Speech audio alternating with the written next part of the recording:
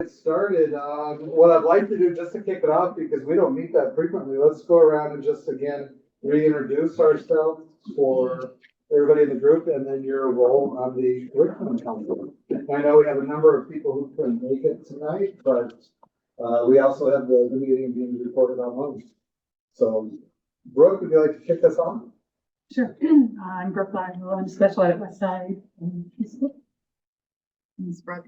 Hi, everybody. I'm Amy G. I'm the K-5 Director of Instruction, so closely involved with our three elementary. Janina Makosi, I'm the parent representative for the elementary school. Shannon Workman, school counselor at the high school. Let Jen go next. The middle school parent rep. Thank you, Jen. I'm Kevin Gayhart, board member. Lauren Andrusella, eighth grade reading and writing at Jackson. Lisa Batman, high school English teacher and teacher. Janda Wyrock, Spanish in middle school. Journal English at the high school. Madre School Board. Sarah Bosch, this was director of instruction. Ryan McCurdy, principal at the middle school. And Dan Hill couldn't make it tonight from the high school. Jason Tadlock, superintendent. I will say, as we're getting ready for the meeting, and by the next curriculum council meeting, I think we'll be at the point where the board is making a change to policy number. Is it 331 or 361? 331, which is the policy that formed the curriculum council. They're going to expand it to add one more parent in each of the grade level spans. So that'll be part of the process. The next one is selecting and appointing those parents, and for the parents who are on the committee, they're eligible for the 2 1-year terms. So you get 2 years is what the policy is. So let me go ahead, and we have a presentation that will take us through the agenda. I will say what I'd like to do, just to make sure from a timely piece, I'd like us to go ahead and make sure that we get to the one, so we're not short on that, and move this up in the agenda before kind of the updates, as this is the action item. One of the functions of the curriculum council is to approve the recommendations for new courses at the high school. And we need those on before the January, or because that's when registration starts for students. So we'll look at those and move that up a little bit. All right. Real quick, and I'm going to go through the first part of the agenda. Just going to, again, quickly review the mission, vision, shared commitments, and the profile of the graduate, which are all foundational pieces from which we work in the district. We're going to review the redefining ready, 6 components of readiness, and then look at the new course proposals, then the math curriculum implementation update, and the Act 20 implementation update in the district, which are 2 very large initiatives. And currently, again, we have 2 board members officially on the committee, Adam Andre, Kathy Kostak. They're open public meetings, so anybody is welcome to come and attend. Myself, the directors of instruction, the principal from each grade level, and then 1 parent non-staff member from each level, and then 1 to 2 educators from each grade level span. So as far as what guides our decisions on the committee, our mission statement, which has been the mission statement for the district for many years. Jen, do you mind reading that? Elkhorn Area Schools, in partnership with the community, are dedicated to providing an education that challenges every student to continually improve and to excel in a respectful, responsible, and productive member of society. Then we have 4 shared commitments. I don't know, Brooke, if you could start on the first one, and we'll just go down and read one of those shared commitments each. Relationships. EASD will develop positive, high-performing relationships with students, families, staff, and the community, empowering all stakeholders to substantially contribute to the education of our children. The second one is responsiveness. EASD will provide all students with access to developmentally appropriate academic, behavioral, social, and emotional resources that they need at the right moment in their education. Rigor EASD will provide every student with access to appropriate learning experiences and educational expectations that are academically, intellectually, and personally challenging. We will utilize inquiry-based collaborative strategies to challenge and engage students in content, resulting in increasingly complex levels of understanding. And then relevance, EASD will provide learning opportunities for all students that are directly applicable to real-world contexts, personal aspirations, career pathways, and cultural experiences of students. So when we're looking at that mission statement, that's looking at our why are we here? What are we, aspiring to do? Our shared commitments are those foundational components that feed into and make sure that we're successful on that why and that mission statement. And the vision that was developed many years ago when we first came, and the administrative team working with the school board did a retreat and really wanted to boil it down, what is from that vision, what are we aspiring to do and get to? And it was based off of Covey's work, that it should be something that everybody can point to, that they can recall and remember, and that they can relate it to their job area. And that's what the group came up with, top 10% in all we do, asking that regardless of what department or what your job is within that district, that you're striving for that excellence and that experience, whether it's within custodial or within coaching the facilities or within teaching and learning. And I do say, I think it's definitely something that people will use over the years. I've had people say, hey, Mr. Talent, we're not top 10% of this. And they'll use it to, it's the appropriate way to point out that, hey, we need to get there and strive for that. But really, it should be that individual motivator that we're looking at. Okay, when we're looking at profile of the graduate, this was, again, related to that mission statement, but wanting to identify what are specific targeted outcomes that we'd like students to have at each of those different grade levels. And something else that we could just go back and benchmark and check. And these have been broken down all the way down to the 4K through 5 area and all the way up to the 9-12. And they're broken into the different categories of critical thinking skills, academic skills, communication skills, and career navigation skills. And this is also directly related to that redefining ready and that future ready work. And those items are all there and available, and I'll share within. We have these posters, you've probably seen these around the different school districts. And this is something that we hope that each of our students as they leave will have these basic set of skills that are listed under each of those. So the navigator, if let's see, who did we finish off with? Okay, Kevin, you want to go ahead and read those outcomes? Small print on the lower left. Right. They did a great job putting it. This is the same as the small print. Demonstrates the ability to work independently and collaboratively within a group to promote learning, increase productivity, and achieve common goals. Go ahead and go. Apply coursework to real-world situations. Demonstrate skills required to overcome obstacles and maximize talent. Understand local labor market data and trends to apply these factors to your career interest. Develop employability skills. Communicate personal portfolio. And develop financial literacy competence. And each of these profiles of the graduate were developed in partnership with our business partners, community, and work, especially through the guidance office as well, and you'll see that incorporated in there. Resilient. Manage one's health and support the well-being of others, be respectful and empathetic to others, set personal goals and apply effort to continuously improve. Demonstrates use of good judgment and positive decision-making, acknowledge and understand diverse perspectives and cultures when considering local, national, and world issues, and demonstrates service to community. Anything, and if anyone has any comments or thoughts on it, is anything here that sticks out or that any concerns over?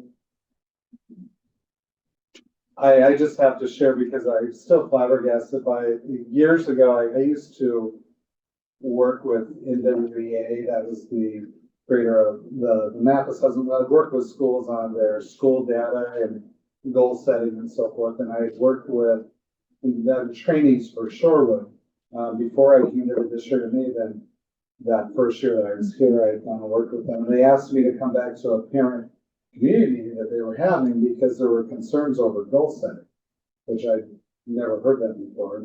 So I go to this meeting and they put me up on the panel here, and the room was chock full of all these parents that were very upset with that their students were setting individual goals to improve.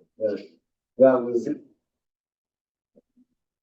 too much to ask for their students that they didn't want their kids to be goal focused or goal oriented. They just wanted them to enjoy their educational experience, and that was too data driven. So it was really interesting and a very different perspective in that community that I haven't ever seen before. But, we do, work on that. We want the kids to understand and have ownership over their learning. There's a lot of benefits that comes from that. Critical. Go ahead, Lisa. Develop strong foundational skills, demonstrate flexibility and application of skills, engage in rigorous academic challenges, reflect and critique ideas, build on knowledge and apply to new situations, engage in complex problem solving, inquiry, and design of innovative solutions to overcome obstacles or to improve outcomes, evaluate ideas and information sources for validity, relevance, and impact. Any thoughts on the critical thinker?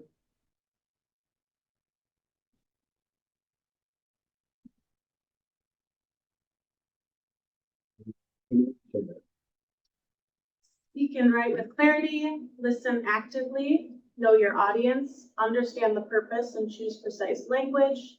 If appropriate, incorporate media to enhance ideas and demonstrate digital fluency. Any thoughts on that? So are they all still relevant on par? All right.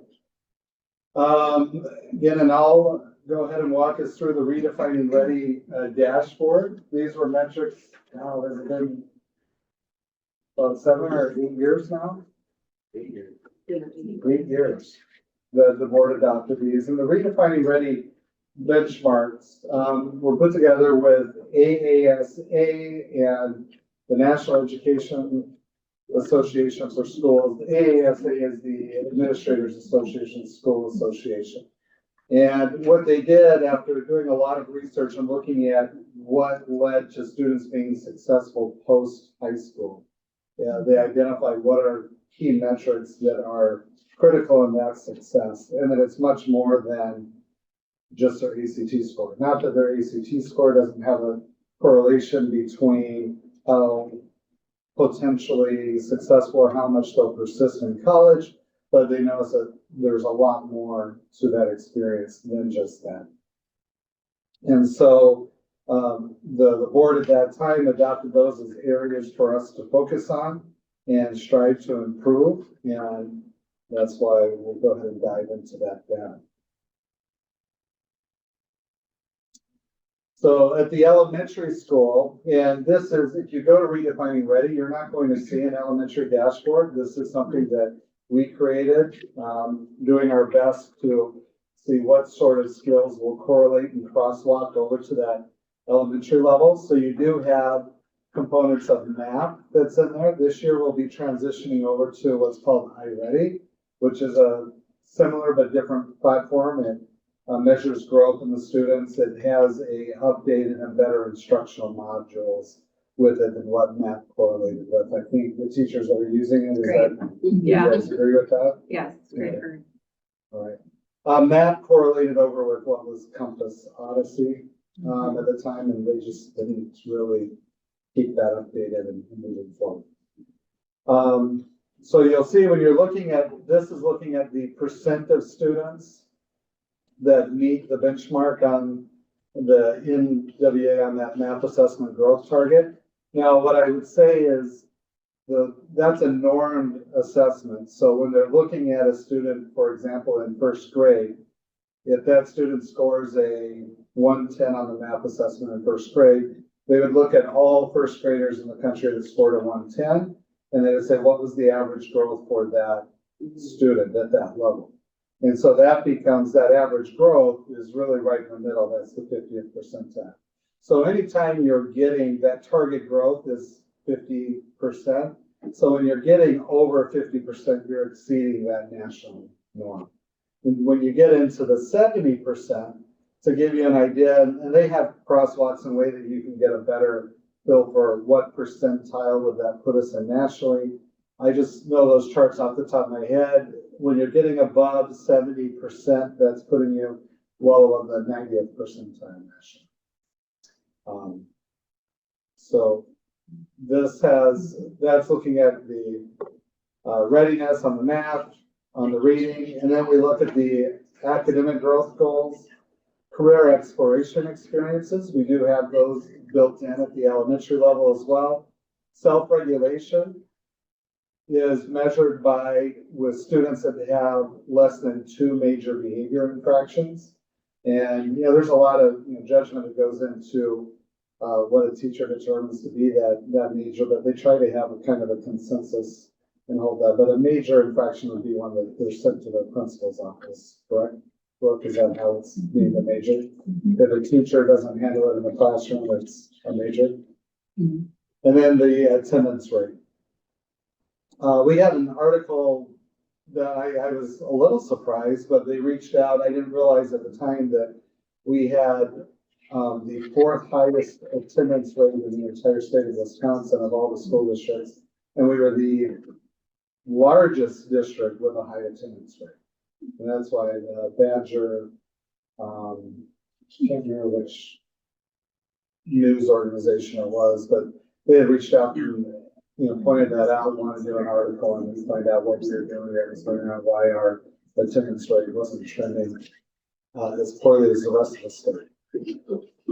Any questions on the elementary redefining rate? Yeah, Yes. I'll just add a couple comments. So this is, as Jason said, I don't know of another elementary school in the area who's trying to caboose on to the middle and high school redefining ready, but we found this to be really pivotal in guiding our work with writing our school improvement plans and just tracking data. The middle colored line is, at least in the purple area, is pre-COVID, post-COVID. So for a while, we were very glued to that information to see the impact at the elementary level. This is the composite for the 3 buildings, but then each building also maintain their own dashboard. So then they can drill down within their building as well to look at specific growth and things like that. So yeah, that's the only thing I wanted to say. Okay. This is redefining ready for the middle school. Ryan, why don't you walk us through what you looked at the middle school?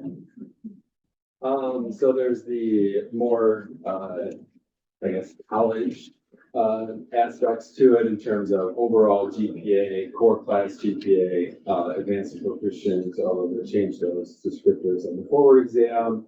And as well, kind of our correlation to that from the MAP testing in the past, which will change this year. We have the more, what we would consider like the career aspects in the middle. So students identifying an academic and career plan. Basically, there's a summary presentation they work on over the course of 3 years, and their school counselor connect lessons that satisfies that requirement. The career exploration experiences, again, embedded into classes, as well as some unique opportunities, like 6th grade goes to BizTown. There's couple different trades, field trips we do annually in 7th and 8th grade to make sure that students just get their connections to careers. Attendance rates, again, kids that are not chronically absent, right?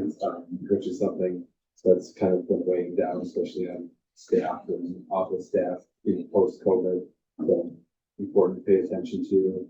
Co-curricular participation, again, we linked that to career just because, if you're involved, you're gonna have better grades, you're gonna have better attendance, you're more likely to go to the path that you want to, in the future. So always happy with those numbers. On the final column on the right is what we would consider kind of like the life ready components, which is the final component of the redefining readiness. So our expectations is our reporting on behaviors, with those being removed from grades. Self-regulation at the middle school level ties to students that have not received any kind of suspension or disciplinary action in that way.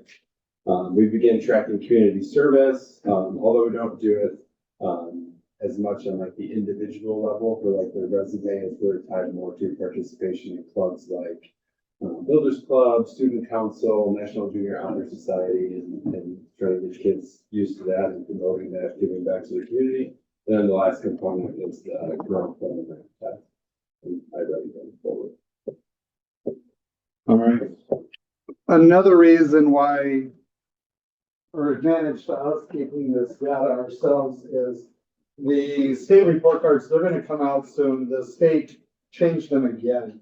I think just in my time since I've been in Elkhorn, let's see, this is my 12th year or going or 13, I don't remember, one of those. I believe it's my, doesn't matter. But I believe they've changed the criteria on the forward exam. This will be the third or fourth time since I've been in Elkhorn, which makes them incomparable to the prior years' data.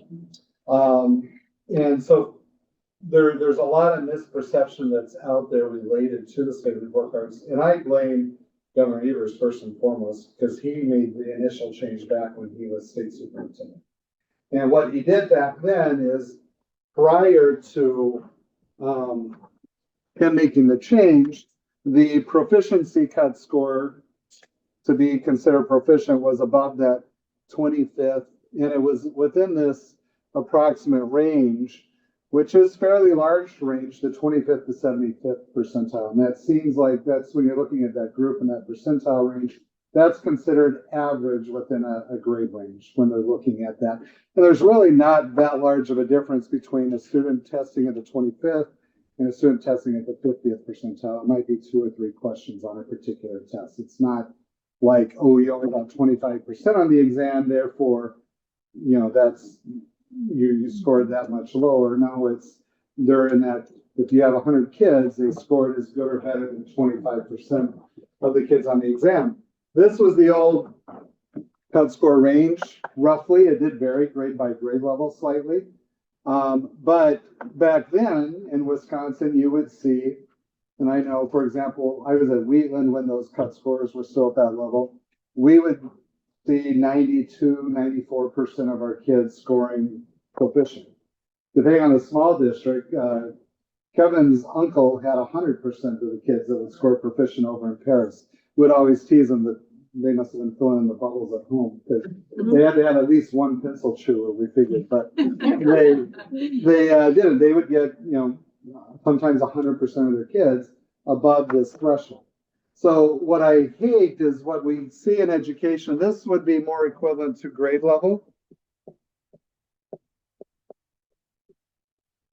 And what we look at now or prior to this year, so when you're looking at this data, 65th percentile is the rough range on what's considered to be proficient. So if you're just looking at it statistically, when you look at, oh my gosh, 6th grade ELA only had 51% of the students proficient, that means 51% of the kids scored above the 65th percentile in 6th grade. So I want to give that context to it. That's why some parents will say, oh, half the kids in the state of Wisconsin are failing. That's just not true. Half the kids are not failing in ELA. In fact, Wisconsin is number 4 in the nation on achievement in ELA and number 5 in the nation in mathematics. So it could be reversed. So we're 4th and 5th.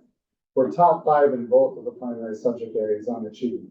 Most people in Wisconsin have no clue, thanks to Governor Evers shifting that cut score. That's why I really dislike what he did. He painted a bad perception and has led to what I feel is not great policy and a lot of expended effort and money is chasing something that in reality is statistically nearly impossible to get to that expectation of, you know, what is good, 80% above the 65th percentile. You're getting into astronomically high numbers. So I just want to share that context because it also impacts certain grade levels more than others. For example, to be proficient on 8th grade mathematics, last year's cut score, and we don't know what the new cut scores are yet, but last year it was, I believe, around the 79th percentile. is what you needed to score to be considered proficient in 8th grade mathematics. So when you look down here, and it actually goes up as you move up in those grade levels, we had 39% that were advanced or proficient on math. Actually, they had 53 is what they finished on that 8th grade. But that means they had 53% of their kids scoring above the 88th percentile in that mathematics in 8th grade, which is phenomenal when you look at it through that actual lens of what they're doing statistically. But what also happened and what we've noticed is those cut scores ratchet up from 6th grade to 7th grade to 8th grade. And the way they measure growth, that makes it that much more challenging, especially in a 6th, 7th, and 8th grade configured middle school, because they do a regression look back. So there's some statistical anomalies, like the report cards are embargoed, so we can't share till November 11th, but we look at the middle school data and they've gone up 3 years in a row on their achievement in both reading and English language arts, and their school report card has gone down 3 years in a row. And it's, when we look at it, it's just baffling, like what's going on? Why is that going down? Well, this year they changed the whole metrics on the report cards again, because they changed the cut scores. But they didn't want the report cards to significantly change, so they put some, made some tweaks to it to try to keep them around the same range that they all were. They curved it, basically, is what they did on the report cards. So you can't even compare this year's report card to last year's report card. And they also said, and then by next year, we're going to take away those curving factors. So then you won't be able to compare next year's report cards to this year's report card.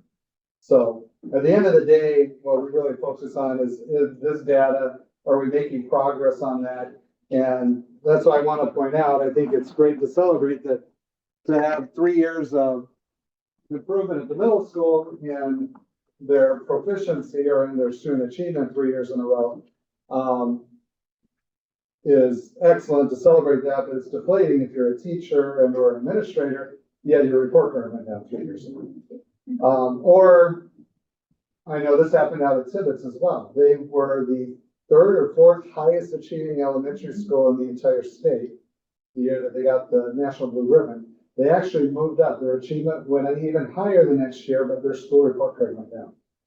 And Brian's like, I don't know what, I can't go much higher. Why is this going down? It makes no sense on that. So that's why I don't put very much focus on the school report card. If you look at my statement or the statement that we put at the top of them, we refer people to the redefining ready metrics. Not nicely, it's just. He didn't say nicely. He said, he said it's there. It's a much more than a test score. And we're trying to incorporate more things into that.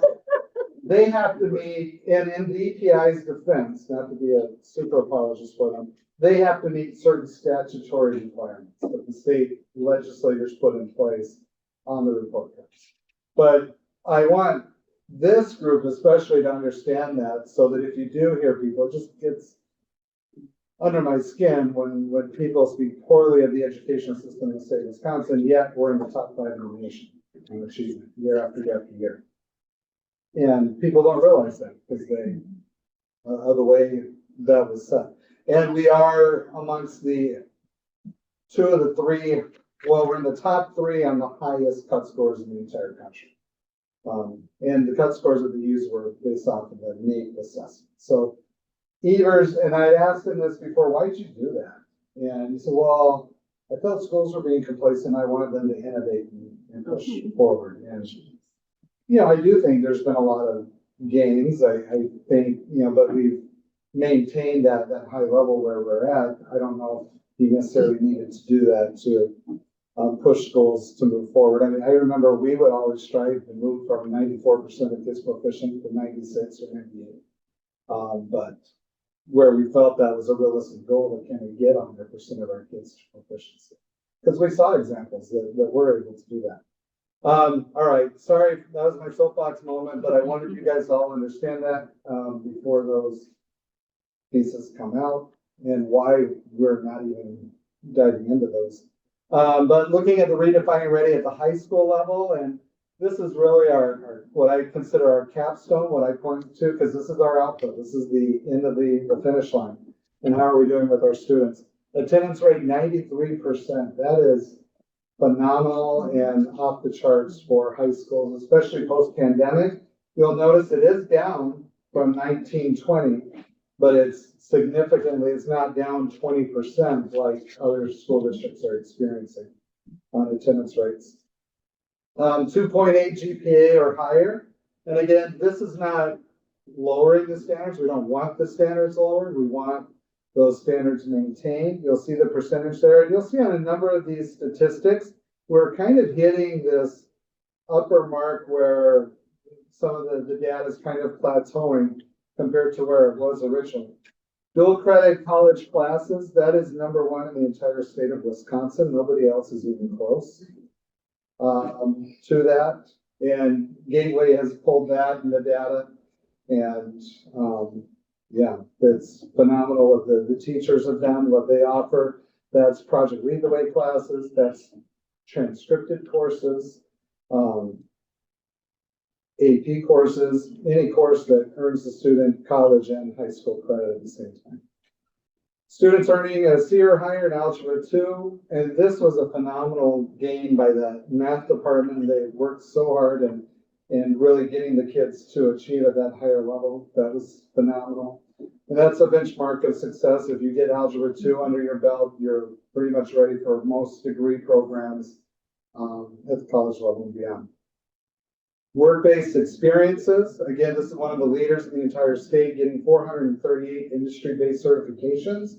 We also have the benefit for each senior that graduates with at least one industry-based certification. We receive additional funds from the state for. They try to target it at 1,000, but it comes in less than that. I think last year it was around $770 per student. That money goes right back into the CTE programs and those initiatives to help further create those experiences for the students, called at $59. Co-curricular participation. This, I know when we first started, it was right around 50%. So this was a number of things that we did, but they find that if kids participate in co-curriculars, they average a full letter grade higher, their attendance rate is higher, their graduation rate is higher. So sorry, we put an emphasis on that. And I think it's you get a lot of bang for the buck out of, what co-curriculars cost to run, which is actually quite minimal compared to that benefit that you get on the school engagement that you have kids. Taking AP courses, you'll see that we've kind of plateaued on that. If you went back to when we first started tracking, the number was just over 100. But we're at a point now where there's so many different offerings, whether it's the dual credit or the AP, and we're agnostic as to what they take. If we are really focused on like the US News and World Report ratings, we'd just chase AP and steer kids towards AP or IB. We're not. To give context though, that's a very high ratio. US News and World Report, they consider an excellent standard to be one AP course per graduating senior. So that would be a ratio of 250 to 1. Or not 250, but our graduating class is 250 kids, 250 would be a 1.0 ratio. That would be considered very good. This is one of the highest ratios in the state. And that doesn't count the dual credit. Passing the AP exams. And we've been able to increase that level of students participating while having 67% of the kids passing the AP exams. The national average, I believe, is 48%. Does that sound about right, Shannon, on passing AP exams? I think last time I looked, it was about 48% is national average. Yes, I'm looking at globally overall. There's percent of students taking college credits, 71% take a college class before they graduate, and then you'll see our composite ACT scores from year to year. But that does fluctuate from class to class. We kind of track it looking at that breakdown for the different bands. And I know the high school does a lot of work on helping align instructional level and courses for where the students are at on the ACT and so forth on their readiness level. Any questions on the Redefine Ready for this year or thoughts? Do you have benchmarks Do we have benchmarks? on like what it is you want it to be? Because originally when I looked Oh. at this, I think, looking at it erroneously, like the first one, attendance rate. For some reason, I thought 93 was your benchmark. That was your goal. But 93 is the That was the 23, actual. 24. Yeah, so we'd have to look at the schools will incorporate, they'll use the data to set up, within their school improvement plan. But we ask them to typically focus on 2 to 3 goals in a year. So I don't know if the high school will be presenting their school improvement plans in a couple of weeks. I don't know. Sarah, do you know what they've selected for this year? I do. But I don't know if I'm not answering your question. 90% of attendance rate is what our goal is for that, so we're over what that is. So for each of the measures, there is like, it's not just reporting out afterwards. There's a designated goal previously. For most of it, yeah, Okay. like the 2.8 GPA, if you go to the redefiningready.org, they have like, the indicators, if you will, for each one of those, and where we kind of want to have our kids be at overall. Like the 2.8 GPA or higher, that's one of their numbers, and so we kind of look at that data as well overall, for our students, and that's one of our goals this year.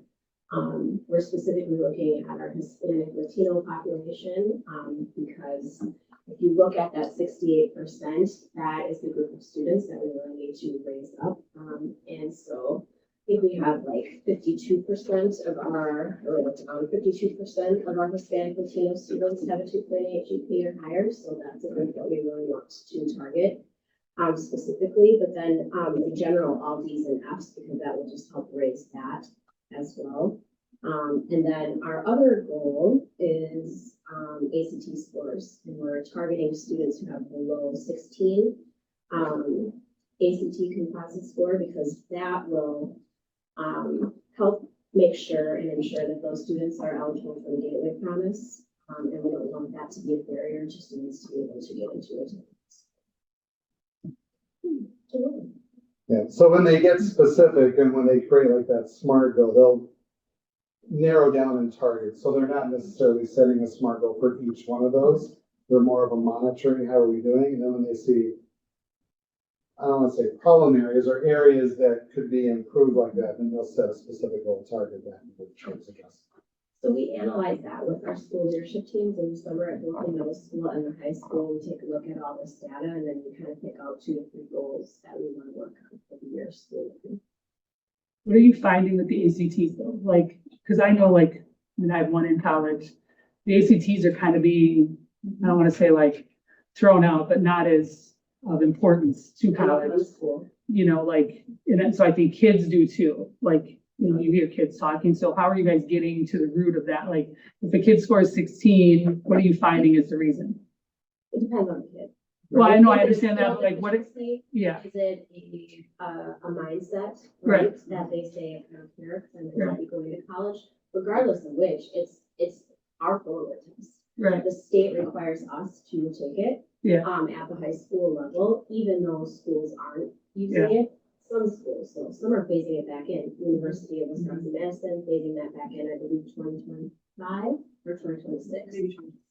Yeah, so it'll be interesting to see like what happens, but for us, I mean, we really want them to see that as it's one component of being ready, where you're looking at all of these other components on top of that. Right, as far as readiness. I just wonder, because the mindset is like, I think for a couple of years it's been, well, my ACT doesn't matter because the college wasn't on acceptance. Like my own daughter was like, no, I'm taking it because she got a lot of scholarships because of it. You know, You're right, like, and then that's even when the universities that phased it out to make it optional, yeah, it still was there as a potential help on your financial Yeah. package. and I think kids like that realized it, got, That's you a know, really nice benefit. it was advantageous to them. But I'm just saying, like, I think the mindset of that group, like kids that are going to college was like, well, you know, because it was probably news for a long time. It's, oh, they're phasing it out. ACT doesn't matter, you know, but it does. It really does. And I think that I've heard that in conversations a lot the last couple of years of my kids' friends. But One of our goals this year, or I should say our action steps for that 16 goal that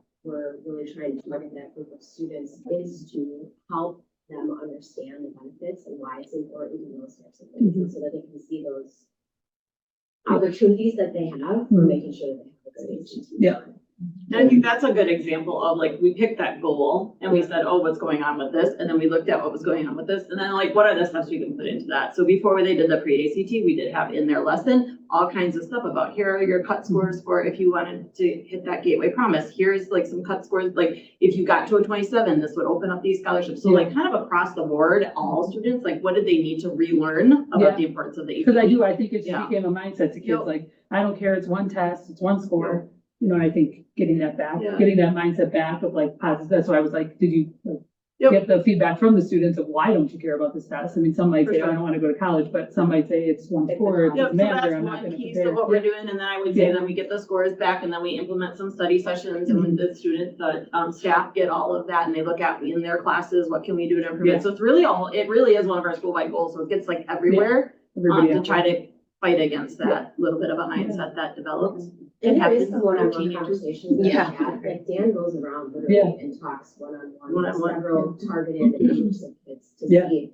You know, I think it's great. I think it's a great goal. I'm just like, it's refreshing for me because I'm like, as a parent, I tell my kids like, it's Right. important, but I don't think you know, just because it is, it's back and forth. It's like, oh, that college, that doesn't matter. Or I apply to that college and my ACT doesn't matter. You know, it's just that mindset. So, It's something we just keep that. yeah. Bite, And quick bite. the ACT is changing as well. I heard that Yes, it at one of is. my superintendent meetings. I don't know if the state is going The to, state has not Still- changed it for this year. okay. So they're going to be taking out the science test from the composite score. But it will just be the reading and the math that will make up your overall ACT composite, if I recall correctly. The reading, math, and the language. Reading, math, and language. For English. So it'll be shorter. If you want the science, you'll have to do that as an add-on. They're also changing the time of it. So. Yeah, reading, language, and math will be a 2-hour total exam, right? Mhm. So they're shortening that. But not for us. Is that just this year or? So far just this year. We'll see what happens this year. So, all right. Which really isn't that different than any SAT, just has the ELA and the math, right? I look at you and you probably took the SAT. Yeah, just the thing, yeah, just. All right. Okay, so, this is perfect, segue, actually. I invited Shannon to come here tonight, to present to us to, really kind of get more granular about, our redefining ready data and why we select these metrics. What she's gonna talk about is our 6 components of readiness and, specifically how different experiences and opportunities that we're targeting here help prepare our students for life after high school and how we try to connect our kids to those experiences so that they are ready. Oh, he probably doesn't have access. Probably. That's six. Let me see, I could go back and. It's okay, she'll share. give you access. You wanna just let me in on this? No, I can just. She'll give you special access.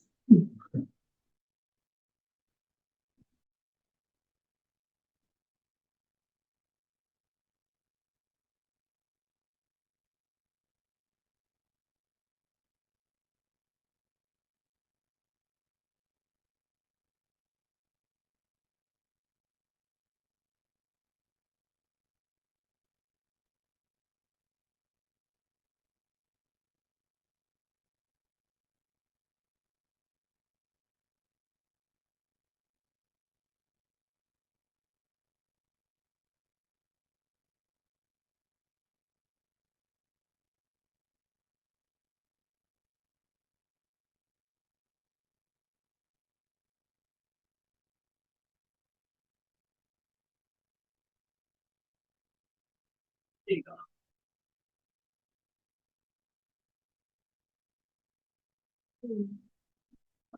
There it is.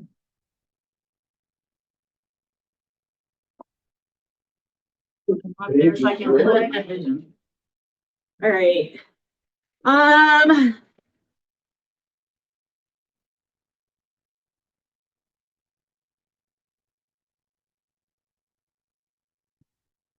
All right, making the most of high school. So this is a presentation we put together for families specifically to talk about what we're doing at the high school. Making the most of high school is kind of our tagline that we've been using for about 2 years now. Just trying to help our students embrace high school, right, as a time that they can take advantage of opportunities, connect to learning, do all those things. So it's just something we've been using. When we sit down and look at the school-wide goals, when my department sits down and look at what we're doing, we keep this in mind, like this is what we were trying to do. We're trying to get every kid in our building ready for whatever's next, right? That's our goal. And so we always kind of think, what are we doing to help them be ready for success no matter what they're doing? To do that, we look at high impact experiences. So I didn't create these on my own. I didn't pick them out of the sky as why. People research this. They take a look at the state of Wisconsin looks at what are the things that really help a student get ready. What do students after they're out of high school report really help them be ready for what's next? So this is what we're going to talk about and then we'll talk a little bit about how we're doing that in our building. I'll go through each one a little bit individually. So 6 components of readiness is what we're focusing on. Have to just kind of giggle about this. All right. Quality core. So this is that base education that everybody in our building, we want them to have, right? We want them to walk out of our building with a really strong, as just to whatever level they can get to, or, kind of push them to the best level that they can get to. Math, science, English, social studies. We put 4 core on here. We try really hard to get our kids to take 4 years of math, science, English, social studies. 3 credits is the requirement for some of those areas. And so they like to say, oh, I only need 3. We keep saying 4, right? 4 years of math, 4 years of science. Just try to get them to do that as much as we can. And in those core areas, we want to push them as high as we can. So if they're ready for AP, we want them to take an AP class. So we want to do that with them. And then our other areas, health and wellness, fine arts, modern language, personal financial literacy. We want to send our students out into whatever they're doing next, whatever they're doing with that core base. So that's one of our components. The next is a course sequence. So we got our core education. We're talking about our CTE electives now. Okay, so anything that's career and technical in nature. And what we know is that a student that does a sequence of courses, it's impactful to them. Okay, students could take a random collection of classes through high school. They can do that, right? But if they pick a level 1 class and then a level 2 and a level 3, and they really dig into a subject area, that's meaningful to them. Doesn't matter if they continue in that area or not.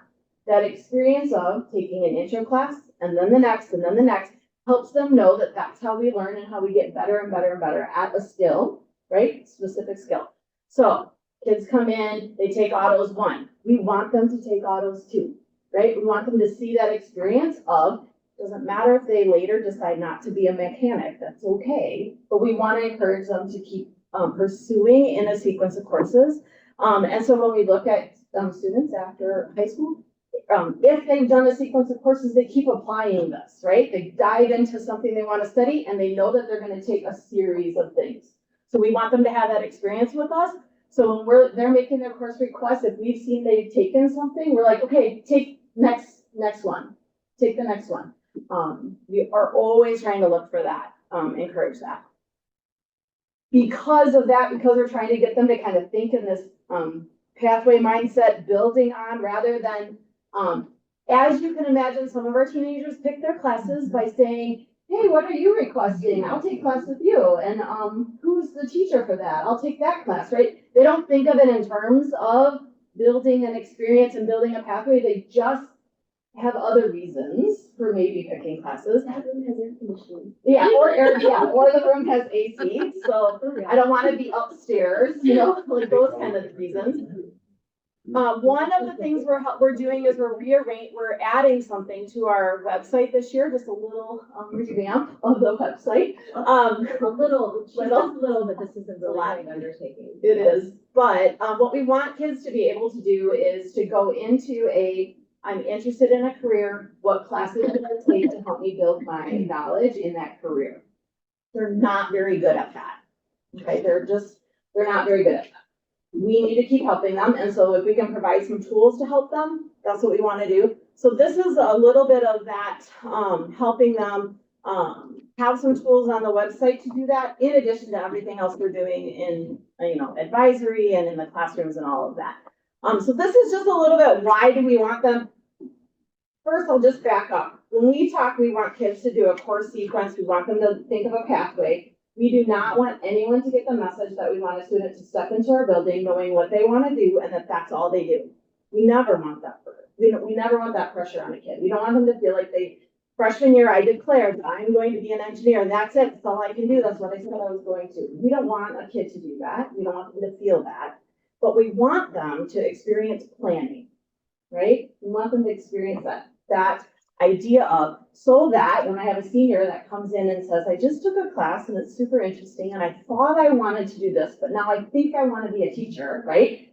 And it happens to me every year, right? That senior year, they know really quickly to say, I know I already took this and this, but can I make a change to my schedule to grab this class because I think I need it? And can I grab this work experience because that'll help me too? Because they did that in another pathway, they know how to apply it somewhere else. And just like all of us, most of us have not had the same career since we got out of high school. We've applied that same concept, right? What else do I need to do? How do I research the training I need? So that's all we're doing when we're talking pathways. It's teaching them the concept of it so they can apply it no matter what. It works really nicely when they learn how to do that. For sure, it helps them stay connected to the learning. So if they're if they're taking classes and they know they connect to whatever they're going into, they feel a little bit more relevance so that they maybe put a little more effort into things, right? Like that's our goal. And then for sure, it helps them connect to some opportunities. It helps them think about, if I'm going to school, I want to maybe be an engineer. What are some of the other things in the building I can do? What are some of the other experiences? Not just classes, but other things. So that's why we want them to think in this terms of pathways. So talking about other experiences, CTSOs is something we know that if a student belongs to a CTSO, that's a career and technical student organization, they have just an amazing amount of opportunity to practice their skill, whatever they're going into. There's so many opportunities in each of these competitions. If they're ever looking for volunteers to come judge a local competition, do it, sign up, hear the students present their stuff. It's very, very cool. What we know about kids joining things is that they get excited about it. It's something they enjoy and they put a lot of time and effort into it. And so one of our recent examples is the tractor. You guys, I'm sure, saw the tractor restoration thing. When those students took that on and they had to do an 80-some page, application, that is a huge undertaking and they did it. Right? So the kids that are in these are putting hours into their competitions, hours into their presentations that they're going to get ready for. They study for their HOSA stuff. They practice their presentations. They work on their projects. They do all the pieces that they need to do along the way. That is so much effort.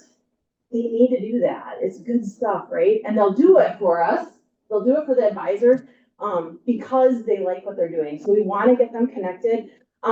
What we did this year was an activity fair, and we stopped for a little bit during the day and we had all the kids go to rotations on a CTSO. We told them they had to go to one CTSO and then another student group. So we have other things in the building that kids can get involved in that are super important too. And so they got to go to different things. This is just the data from the CTSO and how many kids after that activity wanted to join. HOSA is now at 100. They announced today that they had 100 members, and DECA is at 83, I think now.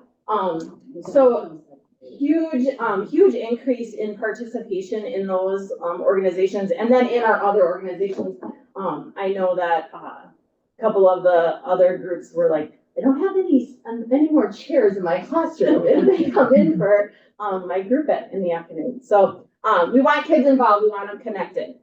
Another one of our components of readiness is those dual credits. So this is like the best way to think of it is college when you're in high school, right? An opportunity to do college level work in high school. A couple different ways we do that.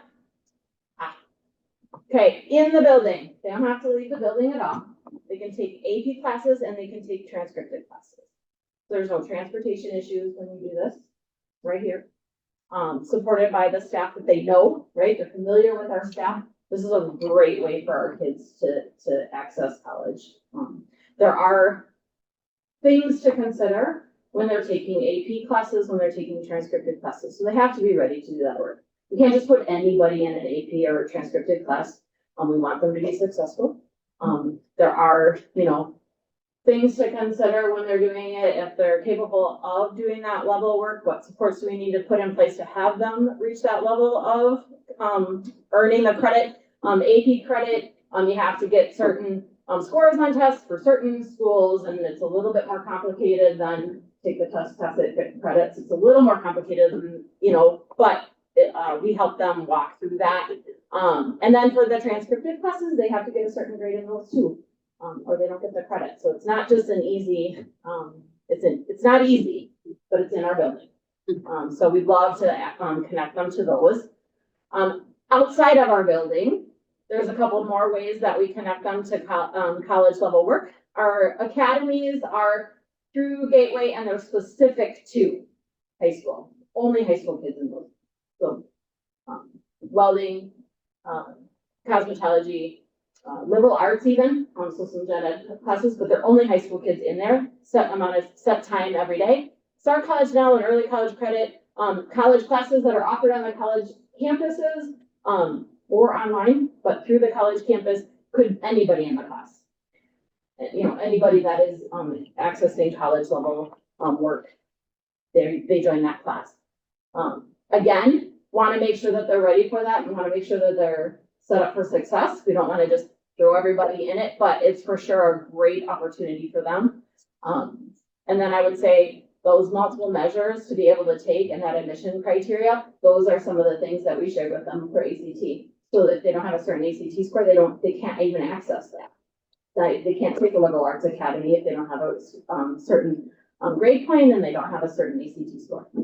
I just add on the academies, some very exciting developments that I think have happened here in the community. They do have to leave the high school to go over to the Gateway campus, but the Gateway campus in Elkhorn, the addition, if you've driven by there, they moved their nursing program from Burlington over to the Elkhorn campus.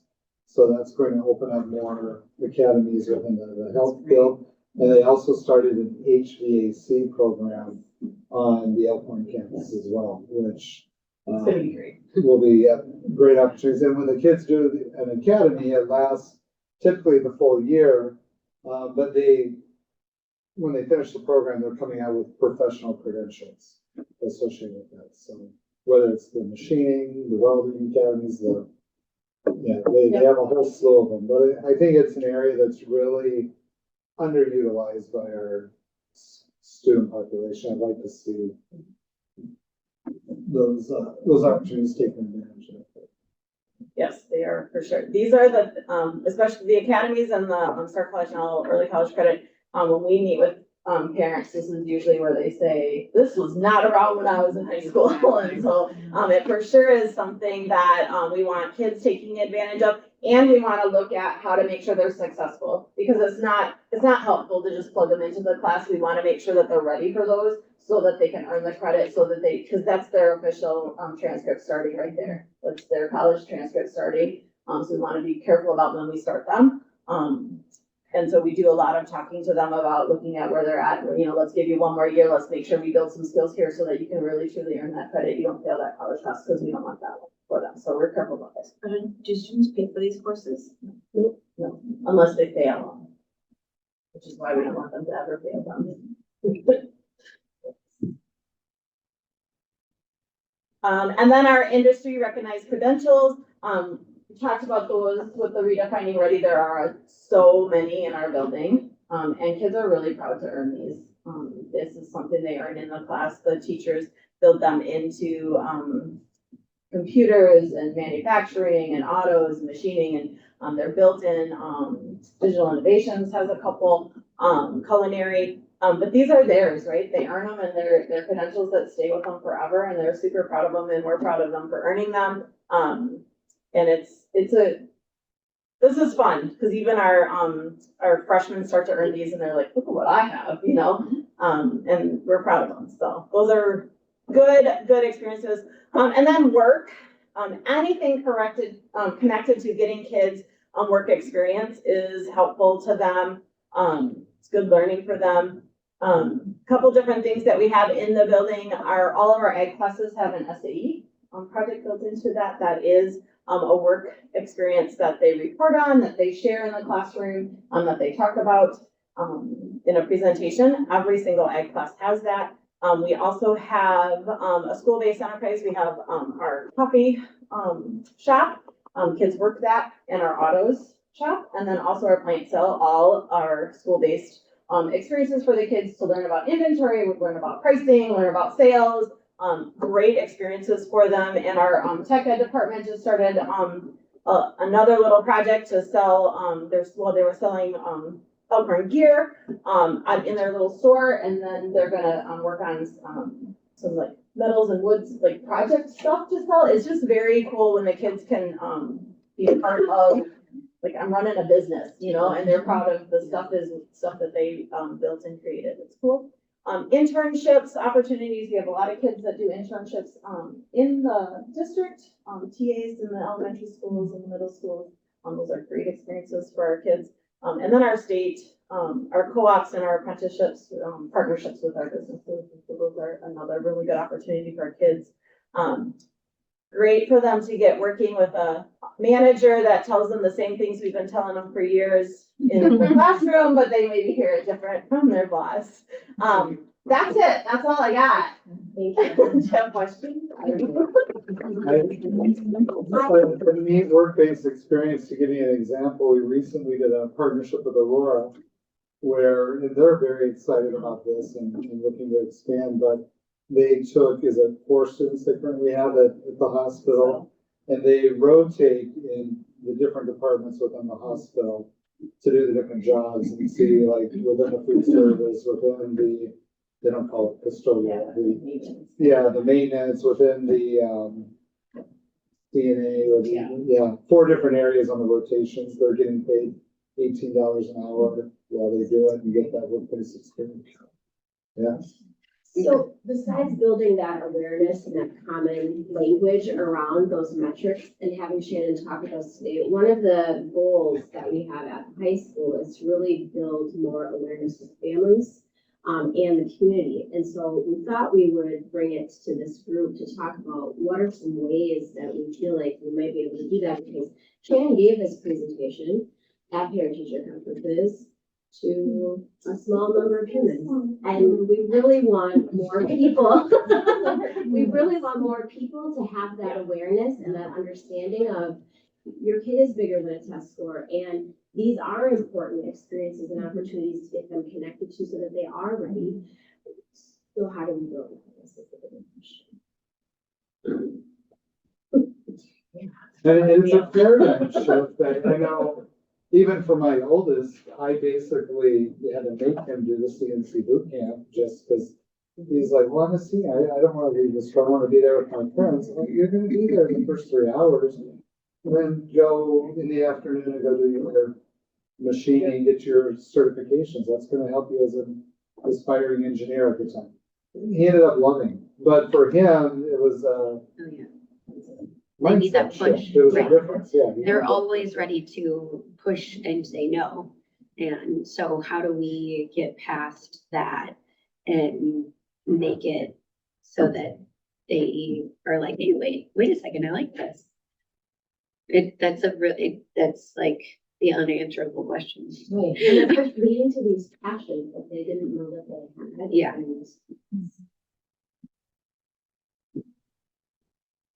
And I think it's helping parents understand too, that those type of experiences are going to build their potential options post-secondary. It's not going to restrict them. I think there's this old mindset that, well, if my kid wants to go on and be a doctor or a surgeon, they've got to do as many AP classes as they can, and then, go to the 4-year college. When in actuality, what we're hearing now, I don't know if you're hearing this too, Shannon, they would almost rather see you go and get a CNA certification go and have an experience working at Aurora and doing hands-on Aura, one of the nursing homes, and understanding at that ground level within the professional field, that's an invaluable experience, which is going to build your credential, your resume, and your portfolio, even more so than just a traditional pathway. I think that's exactly it. We have to get the kids out there. Like, I mean, growing up, Yep. the youngest of six, like, I was telling my mom and dad what I was doing. I was like, go get it. This is what I'm doing, and this is how it's happening, and do. And unless the kids go out and see the academies or go out and see what it would be like to be at Aurora and to know that they have that opportunity, not just hear it, like go see someone who's actually doing it. Like, getting paid $18 an hour while earning high school credit, that's a pretty sweet gig. And I just don't know, even if I said that to some of my students right now, I don't know that they just believe me. Right. I think they really question it and be like, well, that's not for me, or that can't happen for me. And then so. So at what age do you start the messaging around these opportunities? Right away, like always. In middle Yeah. school? Yeah. We went last year as fifth graders, and I think we got a lot of questions back to the teachers at our school. The parents were like, what is this? And I just think like the younger you do it, but then seeing the kids in action, I think was really enlightening for a lot of the fifth grade students last year. So I think doing more of that maybe, like, because the kids, like you said, you did a small amount of people came to yours, and the people that came to it probably didn't need to hear it. They probably knew it, they probably lived it, but like, I know, like, as a parent for me, like living it, I didn't know a lot. My kids went and did the planning themselves, and then she comes home and she said, we're registering for college. Oh, I don't have to take that class because I took this class. It's like, for me being the first time college mom, that was really eye-opening to me, but I think the younger we get it and the more literature we get to the parents and the kids seeing it too, like, I think offering more, I don't know, like, I lived it with fifth graders last year. Yeah. How much you do with the sixth, seventh, and eighth graders, and just getting that to the parents and saying, like, I think parents are oblivious to it, Yeah. just because it is so, It it's shocking, like, we don't pay for it. Yeah. And I know you had a small group, not because you wanted a small group. Yes, But yeah. I think it's almost better if you have a small group. Yeah. And that, because like we were talking about the video today, it's so easy just to not click on the video or to ignore the video as it's playing, but it's not, Yeah. if you're right here, Right. face to face. But how do we get them? A real life cost analysis.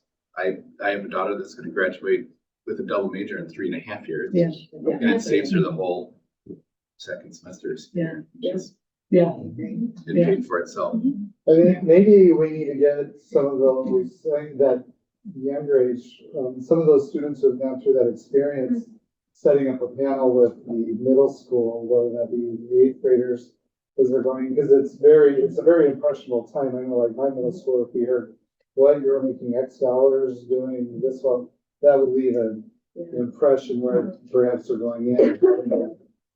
At that forefront of mindset. I know we had a young lady last year that I was at, there's a conference up in Milwaukee, and she presented to CTE teachers from around the country. It was a national conference, and she's a welder at SPX Flow.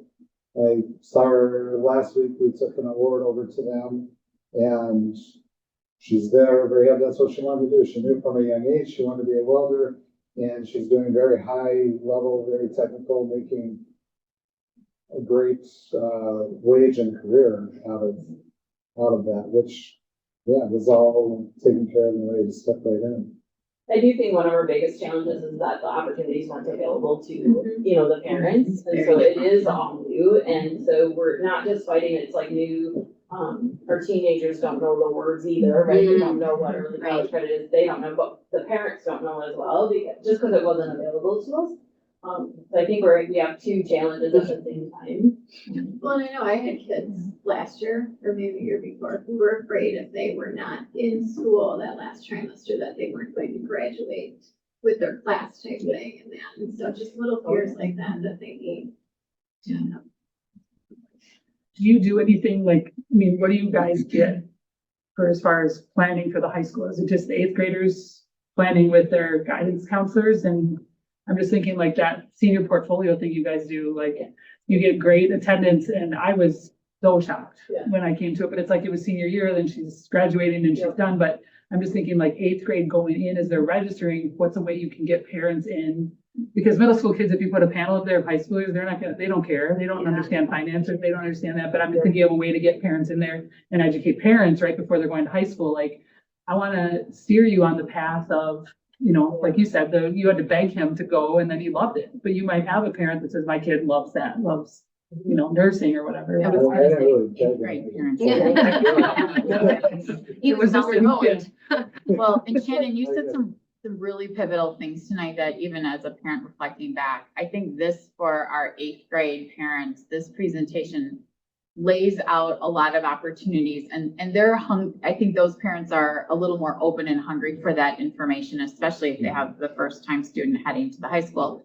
But one thing you said is involvement in any of those professional clubs is totally huge. And those are all transferable skills. I mean, one of my worst parenting moments was with my own daughter, who obviously came through the system. She's in Madison. She's about to change her major for a 3rd time, was pre-admitted into the business program, whatever. And she's like, I think I'm going to become a nurse. And I looked at her, I'm like, no. You were in DECA. You went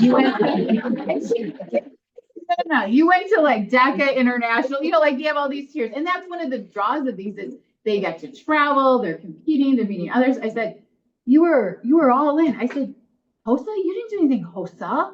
I said, this is like a 180, Lindsay. And like, how long is this going to take? Like all those AP credits you walked in with are slowly being dwindled up here as you keep changing your major. And she's a phenomenal nurse. She's now off working on becoming a nurse practitioner. I was just like stunned though, because I'm like, how many pivots are going to happen? You know, and at that point you're like, cha-ching, cha-ching, cha-ching. But yeah. You're like, you know how awful her bedside manner would be? I lined up 10 people.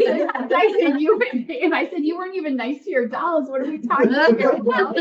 But as a parent, we pressed in on her and I said, all right, well then would you consider getting your CNA over the summer? And she had to kind of do it on her own and she did. And luckily she ended up transferring to a program near Mayo and could become a CNA there, which was great. You know, like we had to then help her find some of these pathways, but she knew enough how to do it because she experienced other things. And as a parent, I think if I had heard that at an age when my kids were young, knowing like, it doesn't matter. It's all transferable. I can say these skills are all transferable because a lot of those skills, public speaking, organization, all of this, she's applying in everyday life.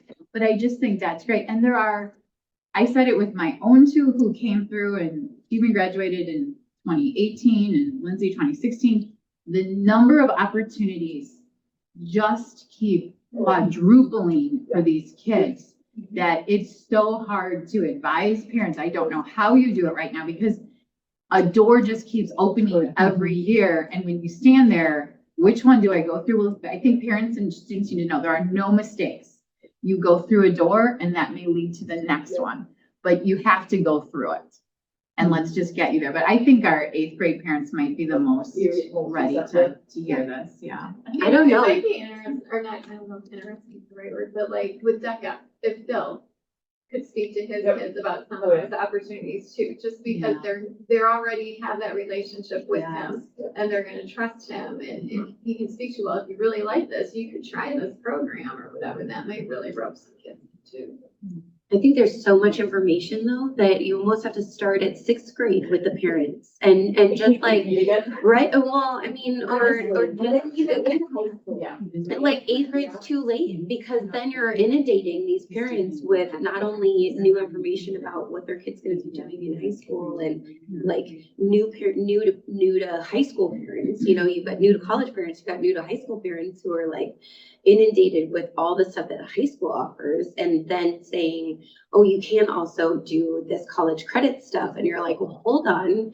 And so I almost feel like it's a little too late to start with 8th grade. And And so then I was thinking, like, we have at the open house for the middle school, those tables that you go around to talk to them about the different things that they can get into, but they can't get into it until they're 7th or 8th grade. So we're already starting to be like, hey, look at what this thing is that you can look forward to, that you might be able to do later. And we almost need like a table there saying, hey, as you start to think about what you want to start doing with your life, because you're going to start to do that, here are some things that you're going to be able to start to do in high school. So then even when the parents are walking by and having like, hey, if your kid's already going to be starting to talk about this, if you hear them mention stuff about nursing, stuff about teaching, stuff about mechanics, and say, oh, the high school, that you're going to be able to do that. That's an opportunity for you in high school, so that you're getting that vocabulary into the household,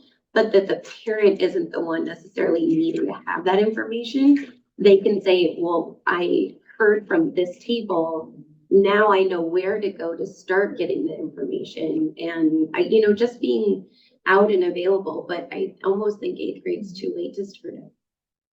But how do you get the parents there is always the question. Like, you don't get them, like Shannon does this big, beautiful presentation, and probably, that's the thing, is I think just 8th grade is where you start, because those parents are like, my kid's going to high school next year. Like, getting it to 7th and 6th grade, yes, but we have to find a spot where you can start with, because you can't. I mean, you put these academic nights on, and this is what we do, and the people that come are the 10 parents whose kids are probably the highest achieving academically in the grade level or whatever, like, I do think that's always the obstacle, is how to get parents in there. It's the last couple, like, back to, incoming freshman night where we did like a little bit of these are the things you have to look forward to. I would say there was not a parent for every incoming freshman, for sure. And they were probably most brand new first time, so even then it's like, if you've already had kids through, you're like, we don't have to go to that, right? Yeah. I'm guilty of that. It changes so much. I mean, that's the thing. I mean, my 3 boys have very different opportunities. That's Right? Even between Danny and Mikey, my youngest, took advantage of the liberal arts and started college with, a whole semester done, when he went in. Danny ended up having to take the classes and pay for them that Mikey a year later. So then Michael also took advantage of the apprenticeship program, and at 19. It changes some semester to semester. And what they offer, because Gateway does come up with new stuff. Right. So, every year. I do, and I think leveraging that, there's some opportunity. I think the conversation's interesting, because we've had exponential growth. And when I look at it, no school in the state has more student seats than dual credit classes. Right. We are leading in industry-based certification. And here is there are certain opportunities that the capacity for what we can provide, like youth apprenticeships, that takes a lot of work and coordination, those business partner relationships with, that's where working with the school counselors and working with Mr. Trottier and Mr. Dolly to form those partnerships and get those seats. Those are, challenges. So there's certain areas where the exponential growth isn't completely within our control. So you almost need a kind of organic, because you're asking businesses to make a big commitment when they're doing these paid youth apprenticeships or those type components. And we're getting even more of that traction there, but it is a challenge, is finding those business partnerships. And there's a lot of hours that go into establishing that, creating that opportunity for the kids. So I think continuing, what I don't want are kids to miss out because there's a lack of awareness of those opportunities. Right, I agree. And there's certain ones, there's certain ones that are definitely not filled to capacity.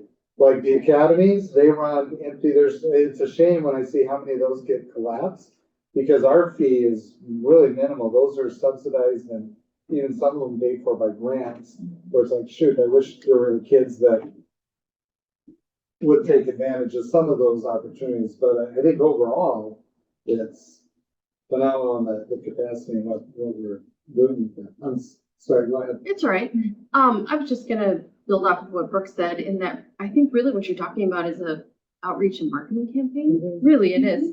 And so what you want to look for is leveraging those opportunities when you have the most people in one space together in order to promote your message. So it could be crazy things like the holiday Christmas thing, when you have hundreds of parents and grandparents in a room and you put on a 1-minute commercial about these opportunities coming up in high school. The musical intermission. Even at the beginning of like a band and choir concert. Yeah, like a preview. Where do the people show up? You've got a captive audience. You could have, marketing classes, make it a thing. Basketball halftime, bring the screen out. I don't know. Yeah. But that's Well, what good idea. it's gotta be, because yes, They're just kind of always seeing the message. you're gonna always see the I started in 6th grade at the middle school because they do them separately. So it's like a 6th grade, they do them grade level. So you'll start reaching them in 6th grade. Yeah. You can even do it at the elementary level, like where just so parents are aware. Because Yeah. I just think it's lack of education because it wasn't available. Well, I think that, even if the kids have heard about it and know about it, I don't think they readily think about it. Yeah. Like, I remember sitting down and making a 4-year plan and Yeah. and you don't think all the way and, with this in mind necessarily. And if we could get them to start putting that down and seeing that as a goal in a couple of years or whatnot. I think too, things continue to change, not just in what we're, like some of these things are new and different, but like even what colleges are offering is changing. So like the Livermore Art Academy they didn't even have the partnership to transfer those gen eds to the UW system as nicely as they do now. That didn't exist just a few years ago. There's partnerships with with like Blackhawk specific with Edgewood College that didn't exist before. So there are new things that, for the kids to explore and families to explore, they just didn't exist. So it just takes a lot.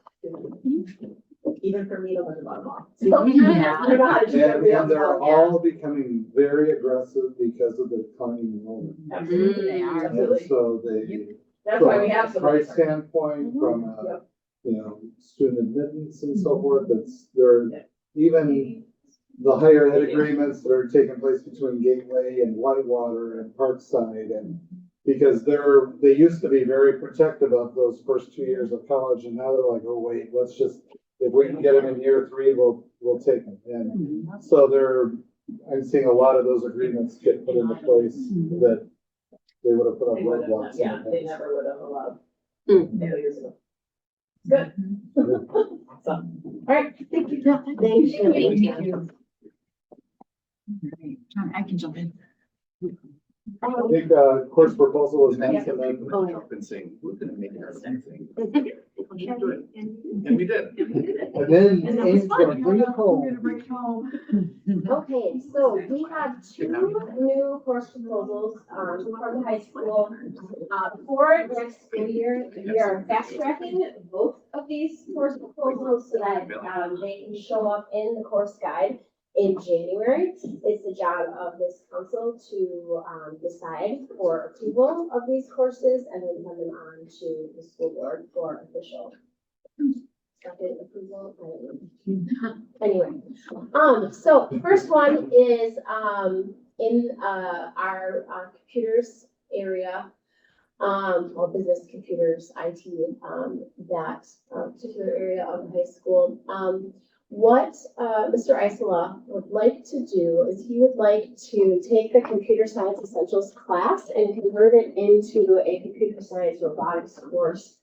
The Computer Science Essentials class is a Project Lead the Way course that has a basic foundation and introduction to computer science and then also teaches students Java to be able to program. And what we're finding with this course is we don't have a lot of students that are taking it because of the great foundation that they're getting starting in the elementary school and then into the middle school. And so we don't have a lot of students enrolled in this course. And so what he would like to do with it is he would like to have a robotics component where the kids are coming in with already having that Java background and they would actually be able to use both Java and Python, it looks like. but whatever. Anyway, what he would like to do is he would like to use, the VEX robot, parts, because at the middle school, the students use more of a simulated, VEX, which is online versus actually building the robots. And so he would like to do that because that would be a perfect kind of bridge from the middle school curriculum in robotics to this kind of introductory course. It's going to get a lot of interest in students, into computer science. And then be a perfect bridge to, another Project Lead the Way course, which is Principles of Engineering, which is not on this list because it's in the list. So there's a 4-week component in Principles of Engineering, that has robotics. So that's kind of how that would get kind of wedged in there. This would be a semester-long course. There would be no Laude awarded to this course, no honor points to that. What are the details? Would it replace this ESD? It would. It'd be addition. It would be, it replaces. Yep. He would kind of be dropping that. Is this also a Project Lead the Way course? It is not, but it would incorporate Project Lead the Way components. It's not just, it's not an official Project Lead the Way course, if that makes sense. I got a dumb question, and forgive me, but when I see robotics, I see expensive things. Uh-huh. Is there a cost, any kind of cost? No, because we already have the stuff. However, Flux capacitor that or anything? no flux capacitor, no flux capacitor. Right now we have the stuff, but there is some consumables that would be associated with it, specifically like if we have to update the VEX parts, or there's like these, motor components that oftentimes, run out. They just, it's the There's plugins. a brain Yeah. that they have to program, which is where they use the Python to Yeah. get it to do what they want to do. I've seen this movie. Yeah. And that like, That gets just like, like your iPhone, like. From the kid- Eventually it can't be updated. yeah, You're gonna Okay, have to buy new.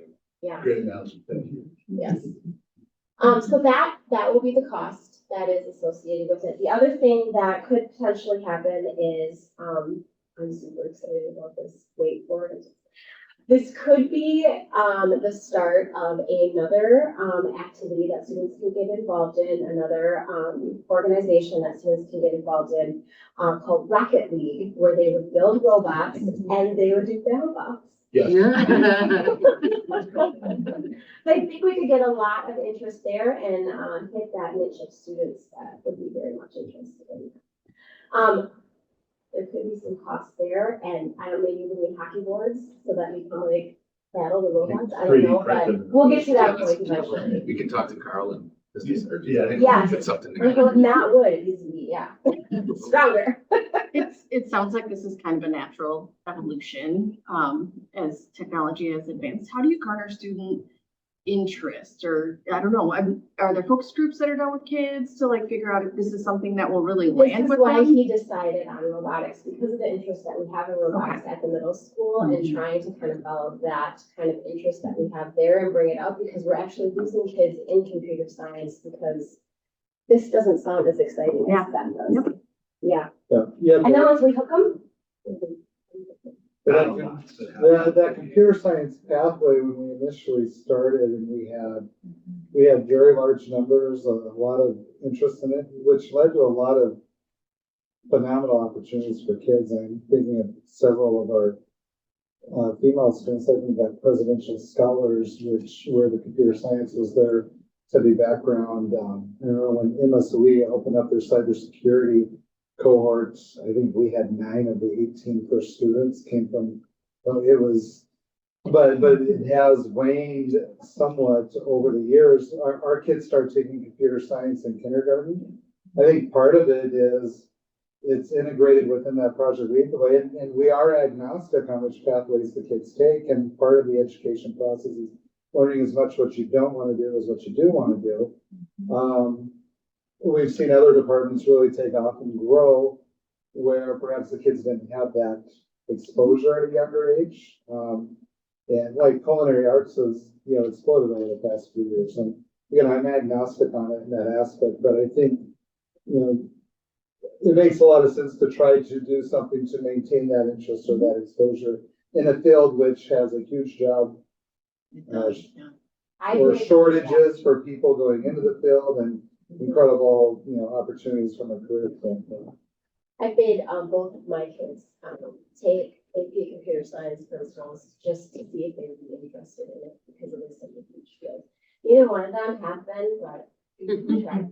How many instructors, like you said, Iserla, Mhm. and then is there others? Like what happens if there's a huge interest?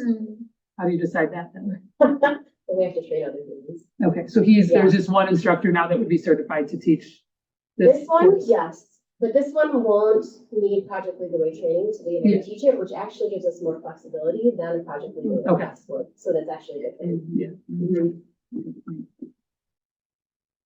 Good questions. This is cool. I'm excited, mainly about that. Yeah, I'm going to those events. for sure. People watch them on TV. That's why I'm serious. I know. It's like a UFC cage. It is. Yeah, it's exciting. Mhm. No, he didn't mention that in the course proposal, but Kind of where we're headed, yeah. it should be like in the description. A lot of kids. Okay, do we have to like, go to the- I think just go through all of them. And then what? Do a motion. Okay, sounds good. All right, the second one is coming from the English department, and we just had the conversation today.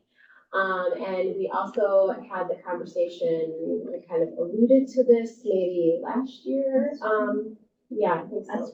Last spring, yes. Anyway, we have the opportunity because we have teachers in the English department who do have their master's degree to be able to teach dual credit class. In the department, English Composition 101 is a gateway course that would allow students to be able to get that transcripted credit and actually take the place of their freshman English in college. So not just like an elective, but also take the place of that freshman English course. What we came up with today is that this would be an elective course in the senior year for students. So students would have a choice in their senior year to take English 12, English Composition 101, or AP English Lit. Depending upon whatever their pathway might be, whatever fits them. We don't know how popular that this is going to be. So there is a caveat with this. Because you have to have the masters to be able to teach it, we need to make sure that we have enough teachers to be able to teach the course. And if we have more requests than what we have teachers to be able to teach it, we're not going to run it. So we're going to see what's going to happen. If we have enough, we're going to roll with it. By the time, if we can't run it this year, next year in my notes over there, I believe that we'll have 3 teachers who will be certified to teach it. Not certified, but have their masters to be able to teach it. And so we'll be better equipped to be able to offer it. And go back, repeat that. That didn't make any sense to me. You're saying if you have more requests for the course than what you have teachers, you won't run it. Yeah, because we can't. Because you don't have the teaching staff to Right. cover it. Oh, yeah, But in, you can still still- run it on a lottery basis and have the students take the AP English or Lit. Well, we could do that. Or direct contract with Gateway to provide another section. There's a lot of things, I guess, that we could do, but there is that concern that we don't do that. I can see a concern if you don't have the interest, then that makes sense not to run it, but if we have the interest, we can figure out how to. I think so. Sarah, I have just a quick question. Who will transcribe the English Comp 101? Who are the teachers? Well, no, will that be like Whitewater? It will be Gateway. It'll be on a Gateway transcript? But just like the speeches get transcribed through Gateway, and it is one of those universal credits, the transcription system. And if you go into transferology, both speech and this English Comp, I don't know what it looks like. It really does transfer almost all. I've All only, the state schools. almost, and actually private. And private too. school. That takes it, I mean, Good. yeah. There's 10, I believe it's And out of 10, state as well. correct, courses that are universal transfer, so I think the agreements are all in place that these 10 courses, regardless of whether they're taken, they're They come. universally Yeah. transferred. Yeah. That's great. Do you see that pulling away? Then I think if anything, the AP numbers would go down and these would go up because this won't be reliant on an AP test to get the credit at the university level.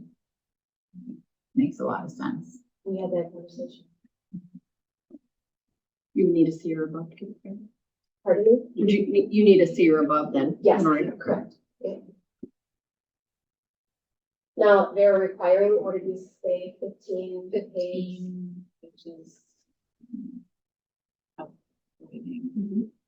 So it's at, I mean, yeah. You have to want to do that. Right, yeah.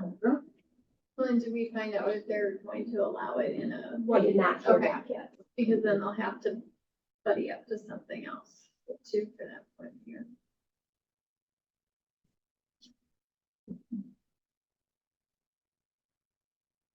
If they're gonna allow it to be counted as a one full credit instead of Mhm. 0.75. Which we talked about speech being this. Here, Buddy. on the other side. Yes. Mhm. Awesome. I'm glad to see speeches back.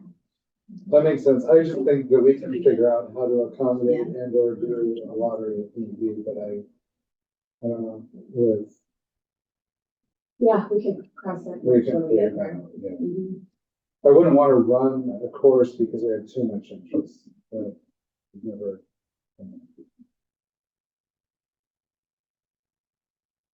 I just, The English probably wasn't part of that. we just can't have discussion. part of the kids taking it and part of the kids not doing it. But that's all. We just have, whatever we decide to do, we just have to allow everybody to be able to do it.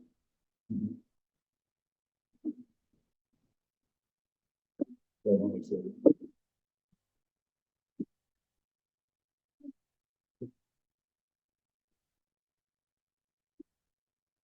Do we need to make a is it our, Yeah, is Agreement there with the any proposal. discussion on that related to the committee could look forward and that to the board for approval on the course proposal?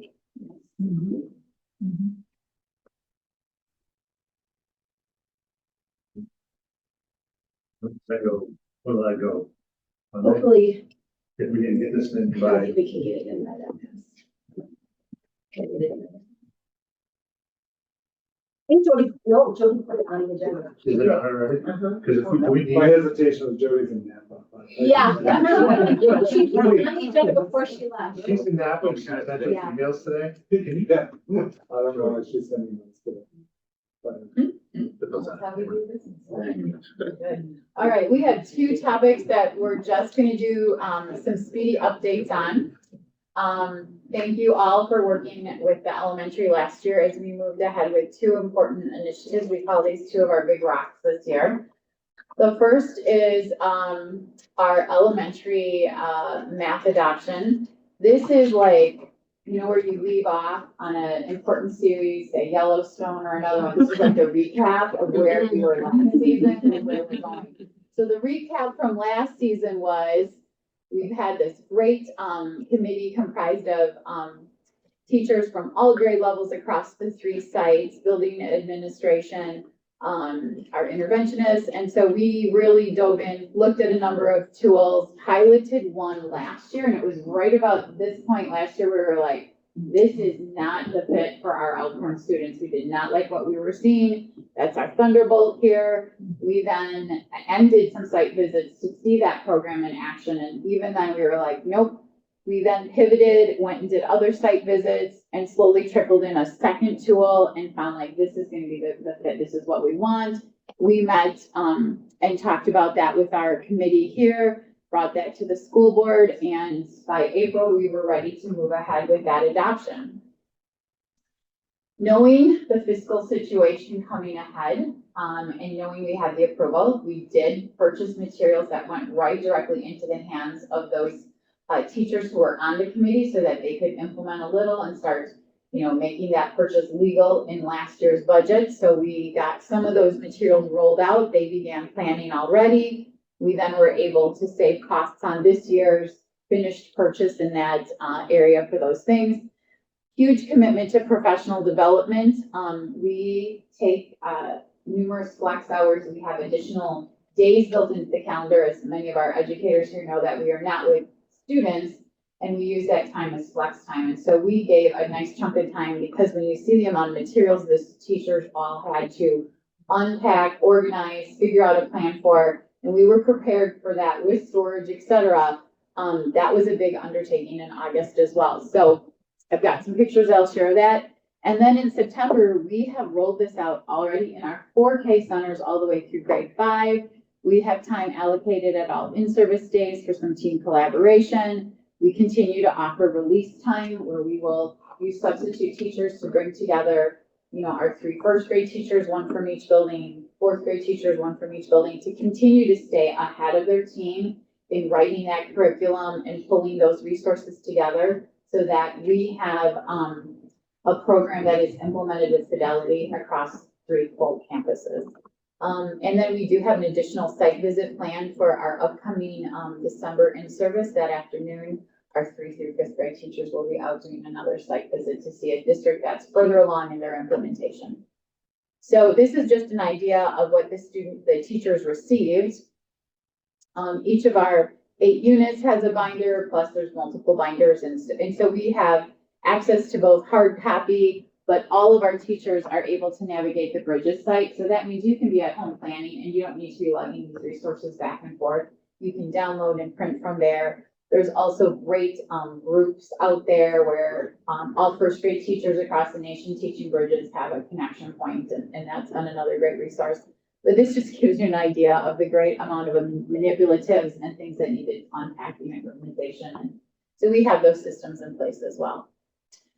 Here's just some snapshots from our August in-service. We had an 8-hour training, our K2 teachers, and that included our special education teachers, our EL teachers, interventionists, as well as all of our administrators came in for this. This was the first time a trainer, and he teaches, I believe, outside of Milwaukee. It slips my mind right now. It's not Mequon Gainesville, but it's near there.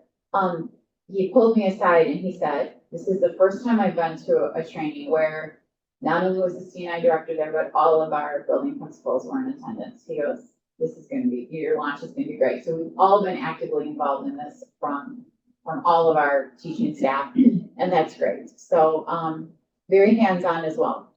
So just a quick recap. We had to carve out additional time for math because we do something now called number corners, which can run up to about 20 minutes a day. We typically try to position that at a different time of day, so there's 2 doses of math now happening for our elementary students. And then there's the additional 60 minutes here. So I'm just going to give you a little sneak peek into what that looks like. I know there's a lot of text here. This is just our definition of what exactly is number corners. The kids are really excited about math this year, and number corners is a real big reason for that. So this logistically is what a number corners bulletin board would look like. So I'd be allocating a board about this size for a calendar. There'd be information here that has different math elements happening. We're always charting things here, making calculations. And then there's different sub skills that are involved in that time. Typically the students, even our 5th graders, come in closer, they gather on the rug, or they're seated around that area. And in 20 minutes, we're working through different things. I happen to be in a 5th grade class when they're starting to already, beginning of October, work on like mass and measuring things. And the students had to make predictions about different types of carrots and like what their mass would be. And then we had the balance scale and we're weighing and charting this. And then they had to make a prediction of which carrot was going to lose mass quicker. And I had no idea how quickly carrots lose mass, but it is really fast. And then we came upon like 10 days in, Amy, these carrots are gonna rot. They are not making it until October. Now what do we do? And I'm like, okay, we've never had to deal with this before. Like, I think once we're done with it, if the chart is done, we're done. We're not gonna go out and get fresh carrots for this, but let's see what we can do to keep them alive as long as we can. But just out in the open, things like that lose mass very quickly. So for all of us, we were like, okay, when they rot, they're out of here. But those kind of things. But there's lots of different skills, and we're often front loading things that are coming again. So the fact that this program spirals and creates that like hands-on world experience is really great for our kids. Here's what our number corners actually look like. These are two of our younger classrooms. So here's the wall space activities. You can see the students gathered here. Sometimes one student a day is like doing some of the writing and charting, but they're all participating. You can see there's a pattern of color going on here. Then in here, there could also be coin amounts. Like there's lots of things that we're looking at here. The kids got to spin a spinner and add like so many coins a day. And then they totaled out like how many coins did we get this week, this week, this week. And then greater than or less than signs were introduced as they tried to do it. And then they had to figure out how much money in all at the end of 3 weeks did they end up with their spinners and things like that. So already we're working on counting money and things like that. Here's a nice close-up of one of the charts that they're charting with their number strings going on. Very exciting time to be in the classroom. Then the other 60 minutes a day are broken down into problems and investigations. This is usually our inquiry-based question that will start the lesson. There is some direct instruction in there from the teacher. Then students move into what are called workplaces. And it's right here now that we're getting to that management level where we think we can bring back the workshop model, where teachers can have students off working on workplaces, which are just those hands-on activities. We can bring in our program, our iPath learning, which is the iReady program where they have individual learning paths for math created. They could work on that, or they could be at a table with the teacher having a lesson that's more differentiated for their level. So we're at that capacity right now where we can start integrating those things. And here's what that may look like. So you've got some whole group instruction going here. Again, here's hands-on elements. Looking at some fractional things right here. You can see the teachers holding that up. Student workbooks in there. Here we have time where the students are actually paper, pencil, working, as well as the workplaces, which are those hands-on games and activities, which just bring it all to light there. And the kids are really, and we've all, I mean, I can't imagine an elementary classroom without some games and activities like that. For some reason, these games are just so engaging to the kids, so much better than any of the resources that we've had in the past. So there we are. All right, just to give you an example, where we've seen the biggest growth is in how students have to explain their mathematical thinking. And this is just a snapshot from an assessment in a second grade classroom I happened to be observing that day. And I just want to walk you through some of the things we're seeing. First of all, we are seeing the correct answer. So let's all say, like, this is not new math that, like, what are we getting to here? But you can see they have to give me more than 15 here, okay? So here, if we look at this child's work, so Misty picked 8 flowers, Idris, of course, they still have to give us those names that no one could pronounce. And what we say with the kids is we're gonna say M picked 8 flowers, I picked 7 flowers. We're not getting picky about those names. How many flowers did they pick and all? So you can see where the child's thinking is, all right, M is the 8 for that one, 7 is there, so she's got that. Here she's decided to use her double stack because she knows 8 plus 8 is 16. And 8 plus 7 would be 1 less, and that's how we get to 15. And you can see her little -1 there. So that's how she explained her math process. Like that's the fact she used to move that ahead. Still the right answer, but she could say, here's how I got to that answer. If we go over here, he wrote the formula and there, the teacher's like, okay, but what else were you thinking? He's like 8, and then I counted on 7, and that's how I got to my 15. And again, they both have the right answer. This is great. What's really interesting is when you think about algebra and what's to come, they're learning where to put that box, where to put the X in that formula already. Okay, here we have again, Zahara had 13 blueberries. After she ate some, there were 9 left. How many blueberries did Zahara eat? And you see where they're already noting this is the number I'm solving for. And again, 9 counted back up to 13, and here's where we are. Okay, this one is like, okay, 13, 9 are left, but just kind of pulling the information again. And here we have a student that obviously had the 9 and worked backwards here. I don't even know if I can totally understand this, but if this child was here, they would be able to tell you exactly what happened. The bottom line is, has the right answer, and that's good, but there's even the symbolism that goes with that. Are we still working on fact practice there? Better strategies than we've ever seen before. And I think if we as adults had learned some of this, our mental math skills would be so much better. they talk a lot about like finding friendly numbers, that if we're adding like 38 plus 7, we turn that 38 into a 40, because that's a friendly number. I took 2 away here, that means I've got 5 left here and it's 45, right? In our minds, how many of us are lining those up, trying to do the regrouping versus just make it friendly, and it's so much easier to work with. So those are the types of things that our students are working on. Comments from the teachers. At this point in the year, the math talk is exciting, demonstrates strong understanding, highly engaged in the math workplaces. The visuals are helping those that have struggled. Kids are really looking forward to math class and number corners. You can see that here's what the teachers are seeing as a positive. Of course, I've also reached out to survey, like, where are some of those concerns, areas for growth right now? Trying to fit in a 20-minute new routine is a little bit challenging, okay? Sometimes it's like, what should I leave for a sub coming in? How do I bare bone that? Because, we're all learning this right now.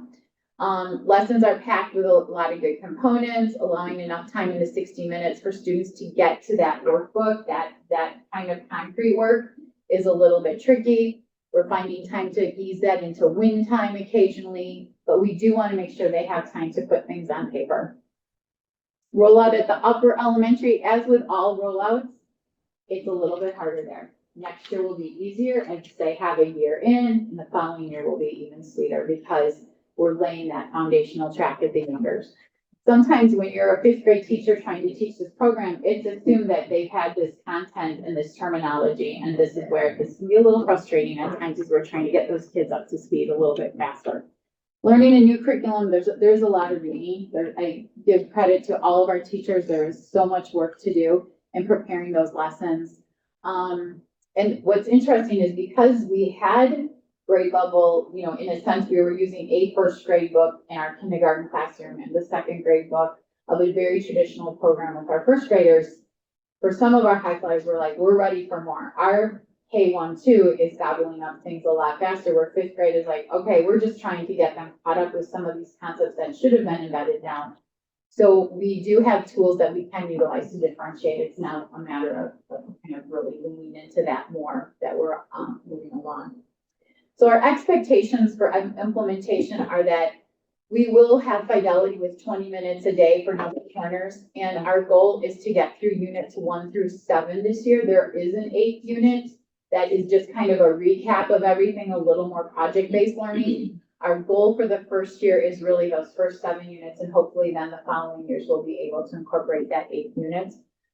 Here's the ways we're supporting that. Again, that release time, ongoing professional development, as well as school site visits. And then making sure that our administrative team, we're also going through some additional training with the Math Learning Center as well. Making sure that we're all collaborating to make sure that our teachers are successful getting what they need in order for this launch to work. Any questions about the math program and how it's been going? We've had no concerns brought by parents at this point, so I think it still looks like traditional math. We're ensuring that each class has one page that goes home. It's for reinforcement, so families can kind of see their child in action with math.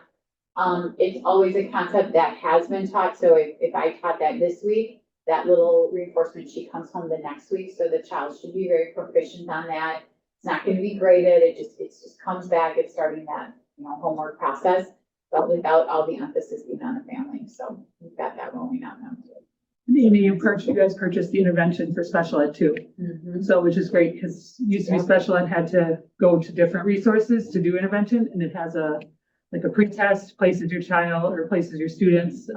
We just had a collaboration today that was just kind of talking about, I have 13 5th graders. 4 of them might be in this one, but it's set out for you. It's laid out for you. It's something they're used to. It has the workplaces and stuff like that, but it reaches the kids at their level. So the fact that the district purchased that and the special ed department doesn't have to go looking for intervention pieces is great. We've also covered that too. Thank you for sharing. This is the one you highlighted that was everybody had resounding positivity. Yes. Yeah. Absolutely. Yeah. Funny story is, the district we went and visited who was using, it was called, it was the elementary version of illustrative math. Heard what our decision was, throughout their program, called it the first year and asked if they could come and observe us. And I said, nope. You gotta give us a little chance to get ahead, you know, like that's Yeah, an sure. unfair ask, but they quickly were like, well, what did Elkhorn decide to do? And so they literally went without even piloting or digging into this program, so. Yep, so it's, I feel like we are, this was a great decision. We took our time, we dabbled in a few things and I think because we did that, seeing how extreme and Yeah. not effective at the elementary level program could be, we really made the best choice. And so the teachers are very committed to that. It is a, one of the things that I think scared us at first was it's a huge time commitment. There's a lot of materials to organize. You have to have that commitment the first year because if you do it and organize it right, in the years to come, you're gonna be set up for success. Like with any new program, this takes time. I think one thing that is different is Elkhorn has never been afraid of the time commitment and putting in the work, and our teachers have a very high work ethic and a high threshold. So where others are crumbling under the sense that, oh my gosh, this might take time, our teachers are like, this really isn't that bad, because we juggle Project Lead the Way, and that's a lot of organizational stuff. We, you know, have an ELA program that utilizes multiple resources. So where others are like, this is the worst, it's so much work, ours are just like taking it in stride and we've got this. We have some good support there and time allocated to support their work too, but, okay. So that's our math adoption and, possibly at the end of the year, we'll just have a little bit more to say. We'll have some data to look at because we've gotten our benchmark information in September with iReady. And we'll see where we are in mid-year, goal setting with the students, of course, because we're not afraid to goal set. And then we'll come back and see where we're at then with that data in May. All right, Act 20, ending on a really exciting topic. Again, flashbacks to last year. Many of you know that the state passed a new law in July 2023, which took effect at this school year. It focuses on students in grades 4K through grade 3. And this is our early literacy instruction law. And so just to give you an idea, all schools in Wisconsin are required to provide science-based early literacy instruction at the universal setting, which is our whole group instruction, as well as what we're doing in our intervention settings, meaning small group, tier 3. And these are all of the areas that we really had to delve into to make sure that we are in compliance with the science of reading. So, since we last spoke from June through October of this year, here's what we've accomplished to be in compliance with the law. And I'm quickly going to just kind of highlight what does that look like here in the district as we're moving ahead with this. All right. So when it came to creating an early literacy plan for this school district, developing a curriculum crosswalk, and developing a local reading remediation plan and how we communicate with parents.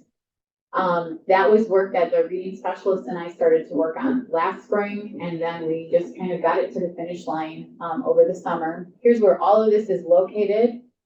Per law, as of August 1st, this needed to be on our website.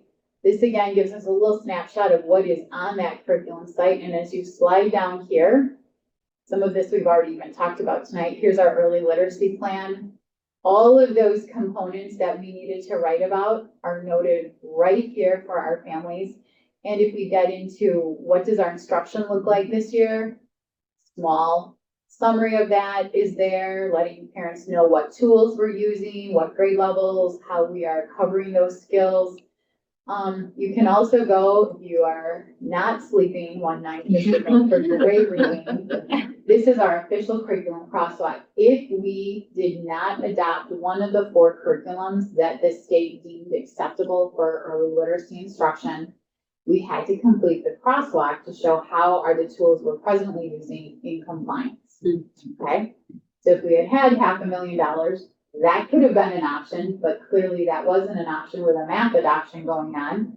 It is something that down the line, we will have an opportunity now to look and see what did other districts adopt, how is that going and what eventually may be another fit for our district. But right now we need to get our math to high ground and then we'll circle into that. So basically, this is a nice 20+ page document that all of the component, we kind of give a synopsis of each of the tools we use. What does that look like? And then we had 8 components, I should say, that we had to talk about, and we had to show proof as to explicit instruction. And so this is like coming from the publisher, how is this explicit instruction on point? And then below that, system evidence of systematic instruction. Here's our own scope and sequences that show that this is how we get to these skills throughout the year, day by day. So for each of those components, we had to have all of that information prepared for families. These were the analysis questions we had to discuss, think about, are we on point with that?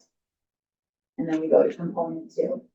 All the way down to, and I'll touch upon this later, are we building vocabulary? How are we integrating writing? Comprehension, of course, all critical parts of how we teach reading. Reading fluency, where do we have that in our curriculum? And then this is the final one, prohibit. This was a queuing system where we would ask students, like if you came to a word that you could not figure out, we would say, well, and there was a miscue or an error, we'd say, well, does that word make sense?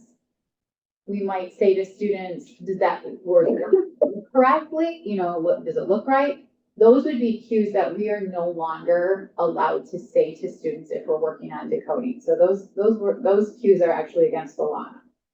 So we've had to just create awareness with teachers that based on this law, they want us to lead with phonics first. We want students to be ready and prepared to verbally sound out the word. Okay? Because one legislature listened to it. Yeah. Now, Put that language in the. so that's where we're at. So, but in addition to that, if we switch gears and we say, but decoding is not our focus and comprehension is our focus, these are fair game again, because we're working on comprehending what we're reading. And we all know that comprehension is a huge component of reading. So we've had to also guarantee that that's what we're leading with when it comes to decoding. So, all right, so this is all hooked on the website if anybody wants to, again, do that in more detail. I just want to give a huge thanks to Amy and your team and everybody that Yeah. for the list has been incredible that you all have done, and you've done it with a wonderful attitude. And I have a terrible attitude. It takes for a while. I Jason does a appreciate really you better guys time. doing this. Yeah. No, and I think we've had to go, and this is that one where we've had to instruct on what we can do and not do. And make a pact with parents like, hey, we are well aware of that law. And our teachers are getting educated on different means of cueing students to look at the phonics and the words.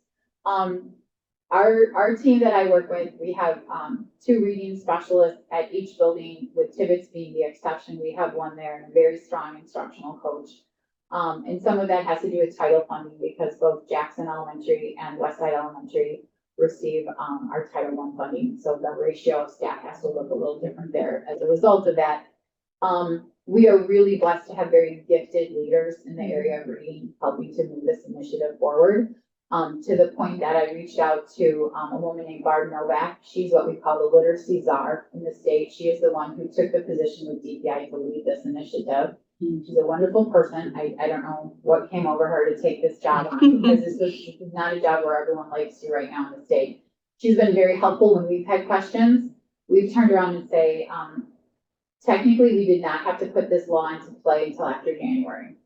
We decided to begin the year by following the law because there was room for error at this point. And why would we identify students who need assistance in reading under one set of criteria, only to revamp that whole program, release some kids, pull in other kids, and explain that all to parents come January?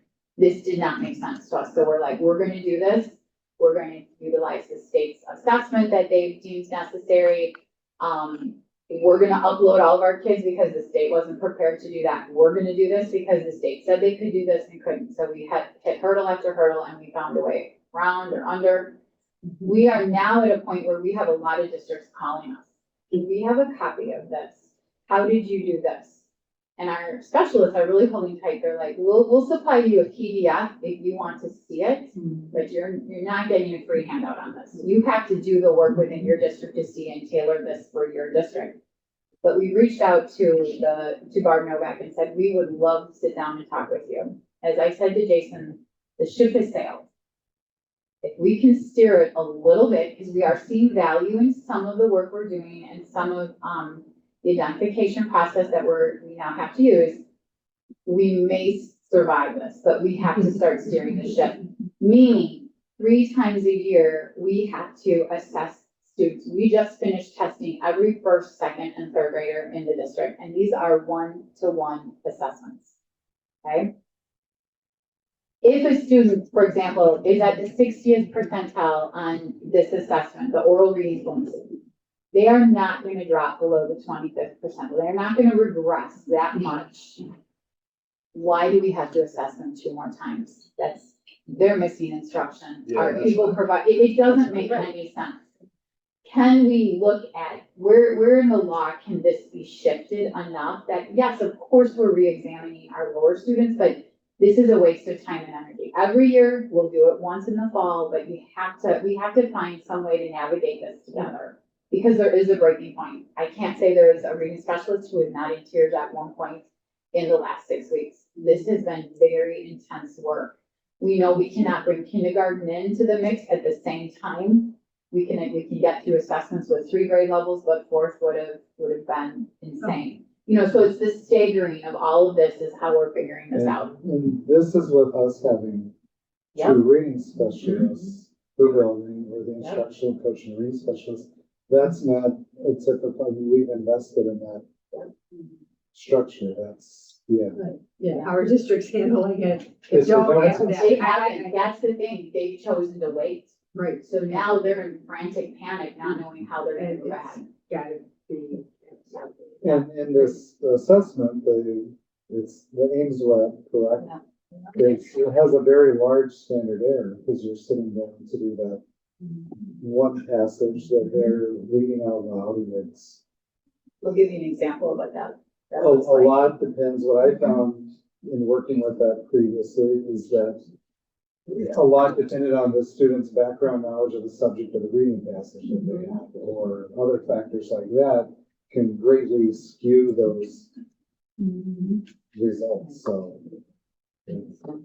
So just to give you an example, 3rd grade did an online vocabulary assessment, which we could do with the whole class, but again, computers are glitchy, the site didn't always navigate kids in.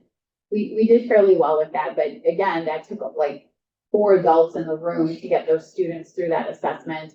And then they had 2 oral reading passages where we timed them for a minute. Rarely do we say with our students, I mean, this is how I had to frame it up. Remember, you know how when you go to PE and you run a race, like you run relay races, we're gonna do some reading races today. Let's see how this goes, because you want them to read fast.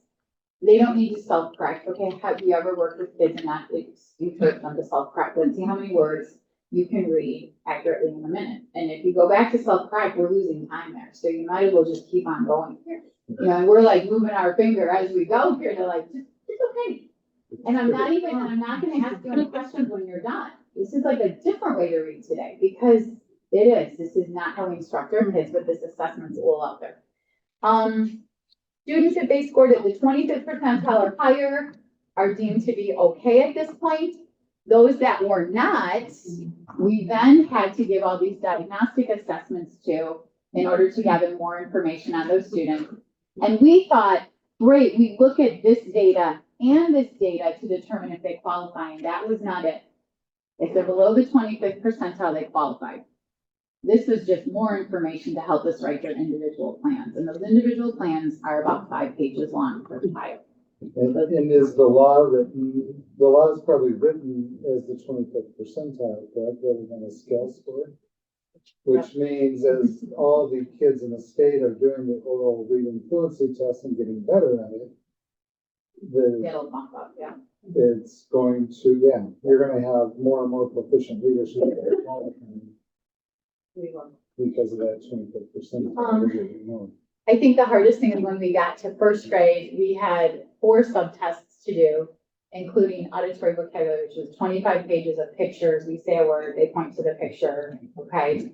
Gives us an idea. So we get 4 different snapshots. Phoneme segmentation is how they chop apart words. So if I said the word chip, could they say it? And they literally sound it out like that. They can break apart the word and hear all of the different sounds. So that's phoneme segmentation, auditory vocabulary. Letter word sound fluency is, can they tell me what all the letter sounds are? B, K, the, you know, like we're just rolling along there. And then they too had 2 oral reading fluency passages, not in a child-friendly book, but just a long paragraph that we cover and we just keep going until the minute is over. Again, you would think there would be a composite score here. Nope, No. the only one they counted was oral reading fluency. Again, if they scored low, then we had to see if they knew the names of their letters, and we went right into plans from there. Surprisingly, we only saw an uptick of 15% more kids qualified for tier 3. Before, the metrics we would use to identify a child in need of reading services was how they performed on the MAP or the iReady test. How they, their sight word identification. We would look at daily class performance. We had our own reading readiness assessment.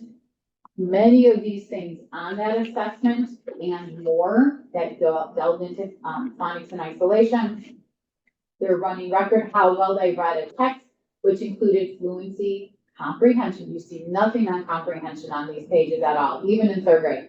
Comprehension is not the focus. It is decoding and phonics all the way. So we used 5 different criteria to triangulate, and this test uses 1. Now, we have seen, like, you know what? We never did sit down and say, in a minute, tell us what you can do. Because sometimes when you're pressed for time like that, you can see some decoding things like. So that could be a really good piece of information to add to the matrix. We agree on that. But for it to be the only matrix, that's very, very frustrating. We also have teachers that the students aren't very familiar with, and we know that a lot of kids have anxiety. So here I come, and I'm like, Sarah, I think that you're coming to meet with me. Sarah's like, I don't even know this woman, but all right, all my other friends went with her. I guess it's safe, right? You don't know me. I'm going to introduce 2 stories, and I'm going to sit there and tell you to stop reading after a minute. If you're a high anxiety kid, you're not going to do well on that assessment, and we have to work through that as well. In which case, we can reach this, and we have, we worked with the classroom teacher on that to try to create the best, safest, calmest environment for kids. But those are just some of the things. But we've had a 15% uptake on kids that we need to work with. And what's frustrating is, and these days are filled, our reading specialists are not available to do any coaching to move the universal programming ahead right now. We have kids with comprehension concerns and other concerns that we've had to hold on right now until we can get these kids to high ground, because the law says these are the kids you have to see.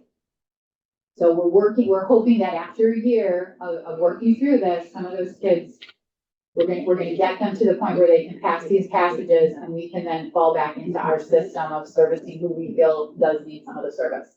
Many of those kids are the same, but we have some that these have been hard decisions we've had to make.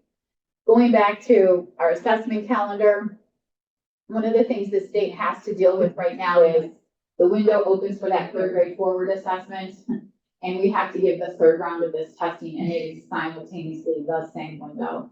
And we're like, my God, how are these 3rd graders going to survive this? Something has to give at the state level here. This is not acceptable. And how much longer is iReady? So that's exactly. Yeah. Not long after that. And iReady will be in May. Yeah. So, and iReady, of course, is our choice, but that is a great snapshot where kids can goal set. It aligns with our curriculum. It's a worthwhile picture, but it is a lot for our kids. Yeah, I mean, it sounds like we're testing, and there's no instructional time for them to be doing anything with testing. One of To talk to our the, legislators.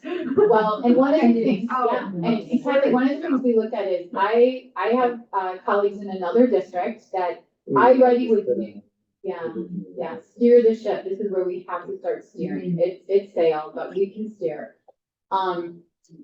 Who sent out a folder to their staff and said, here's everything you need to print to give this test. We'll try to hire you a sub, but if the sub doesn't show up, you still need to give the test. And good luck keeping 22 other kids busy while you're trying to test one. We chose not to go with that route. Our reading specialists, our building principals, myself, we did all those assessments so that the classroom instruction continued. Yes, children had to tap out for the assessment, but we didn't want to shut down classroom instruction to make this happen. Right. So each district is struggling with what is the best way for us to manage this assessment, because it is a lot of time. So this is, sorry, I'm going 0 to 60. Yep. This is in theory. No, but it's really good that you guys What- have this information. Yeah, but Yeah. what is, seriously, what do we do about this? And 120 schools going to referendum, Yep. a lot aren't gonna pass, you're gonna have to do a whole lot of stuff none of us wanna do. How are they forcing this down schools' throats? I mean, can we lobby with WASB or a big group to go to Well, stop this? And let's just add that there's no funding.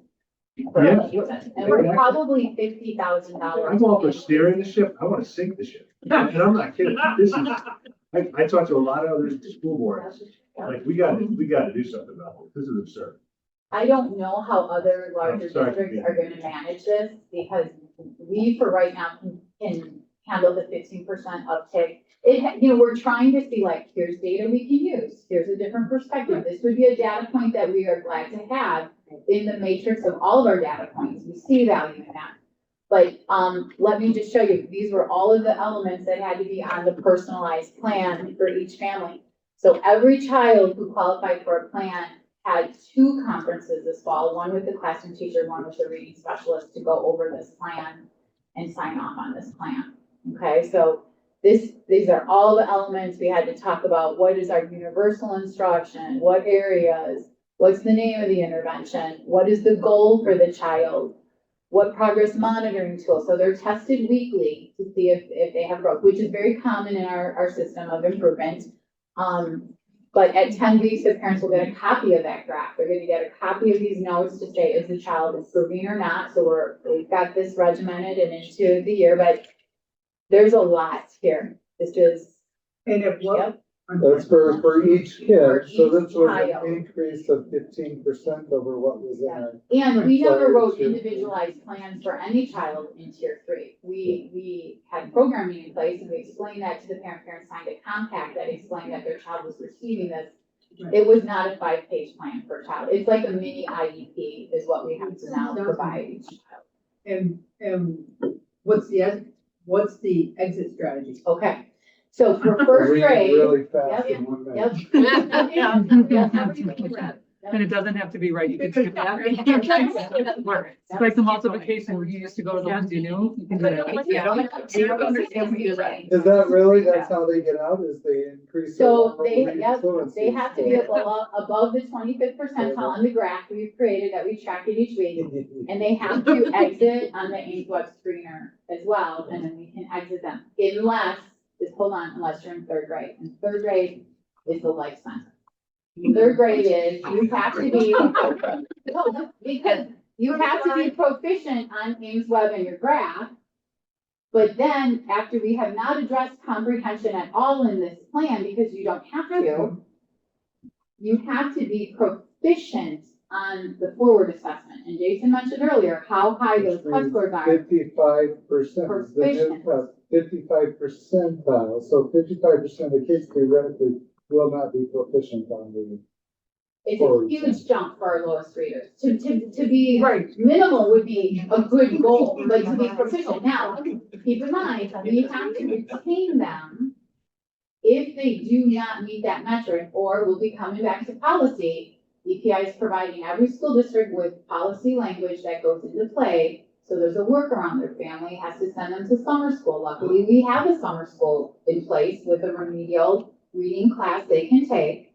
And they have to go to 4th grade with this plan in place. There's no guidance on what happens then. When you the plan eviscerate, that'll be up to our district and we'll follow up on that. We won't even get the forward information back for months.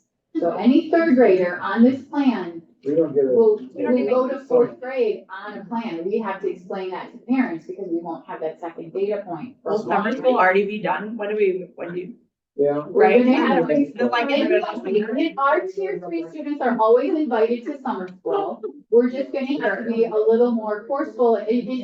The law doesn't say if the parent doesn't send them, it's just they have to be invited. And this is, and lest anybody think, this is both political parties, neither signed a stupid bill. Yeah. And DPI didn't push back and fight hard enough on it, so this was bipartisan supported legislation. Who did this? Who watched the podcast? That was a Republican legislator, I don't remember his name, who was on the education committee, but it doesn't, we could go and find that out. It is worth, and again, I'm hoping that our district will have a time to pull over Barb Novak's offer to come to the district, so we can have some open dialogue about where, you know, again, I'm all for sinking the ship, but I'm not, I won't be the one pirating that. I'm just afloat. So I don't want people going to board right now. I have to get my people on the ship. And if we base the model off of one of the highest literate states in the country, basing it off of the 47th state in the country's literacy model. That's, I just looked it up, Mississippi's 47th. And they've come up. That's why they don't care, hey, our kids can't understand it, they can do it. So Amy, you submitted Sounds like crosswalks to words. CPI. Yep. Are they monitoring this? Is this just going off into magic ether land? Like, No, we haven't, our, feedback about whether your No. crosswalk was any good? no, we did get feedback from CISA 6 that is sending other districts to our website and said we've done a really solid job. So that was great to hear. So others are probably morphing whatever we have on our website right now. Remind me what happens if we don't do it. There's no DPI police. Right. I mean, that's where I have to give credit to the team, because they've really embraced it and done this, where my attitude was. I think For, the threat there's of a no lawsuit, DPI any police, parent but could. Yeah, the essentially parents the are parent the threat. could say, you're not following the law, Yeah. my kid can't read, you're doing damages, and that's the, DPI's come out and said, we're not gonna do anything to you, this is, but that's what you open yourself up to, Yep. is a potential parent suing the district. Gotcha. And we had a lot of brouhaha last year surrounding our ELA program, surrounding a lot of that. So we want to be tight on this. It's there. If parents want to investigate it. It is frustrating. You know, they wrote a lot of things in, like after we give that test and assess all these kids, we have 15 days to get the results to the parents. Or again, a parent has a window in to say you're not in compliance. Now where that would go, but we were in compliance. We had to come up with multiple different types of letters, like you're above the 25th percentile. You're getting, here's your result individually printed and here's that. You're below the 25th percentile, so your letter says this and the reading specialist is reaching out to you to set a meeting. You're a child with an IEP because all of our special ed students also who flagged on this assessment, their IEP goals had to be updated to reflect their plan within their IEP. Okay, so more manpower there. Brooke can kind of, well, she usually services our kids that are more 4th and 5th grade, so she probably wasn't revising as many IEPs, but that was it. We also had to provide every parent, you can see 3 of our families did the survey, but we legally had to have a survey to measure how they learn to read, those types of things. And then this was the best, and then we also had to hand out literature on how for child with special education and dyslexia, related conditions that they needed to, we legally had to give that. You can see this is gently worded because we don't want them rushing all their kids to special education. That's not the answer at all. So families had to be provided with that information to be in compliance. So I think we've checked the boxes. We've tried to do it in a way that is great. Some of the positives we've gotten back is our families who met with our reading specialists were really happy to have the additional conference. So like, some who've met with many families have said, it's about time I get my own conference with you. It's always rushed when we have 15 minutes and there's all these people at the table. They were very grateful and thankful for that. That didn't become a burden. We were a little worried how that would go. So that's great. I think we're going to definitely survive and try to find the better parts of this law. We've got a lot of things in action right now. November was just the longest month, but you can imagine all this assessment, all this data to look at, letters to get out, everything with conferences. November, our reading specialists are super happy right now because they're servicing kids.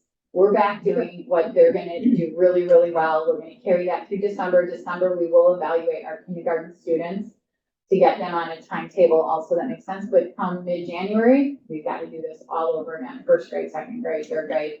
And again, by April 15th, we'll have to do it the third time, so. That's okay, we got it down now, and we just kind of restructured our plan today during our in-service time together, and, we're doing it, so. All right, let me just wrap up. Any other questions about this? I do want to reassure you that while we are frustrated at times, we're doing the best we can. Our admin team is going through our leadership training, which are 6 8-hour days on how to lead our schools in making sure that we are using a science-based approach to literacy instruction in all of our classrooms. What are those look-fors? How do we prepare? Because our staff will be doing some very rigorous training in April. Again, I thank the board for modifying that schedule.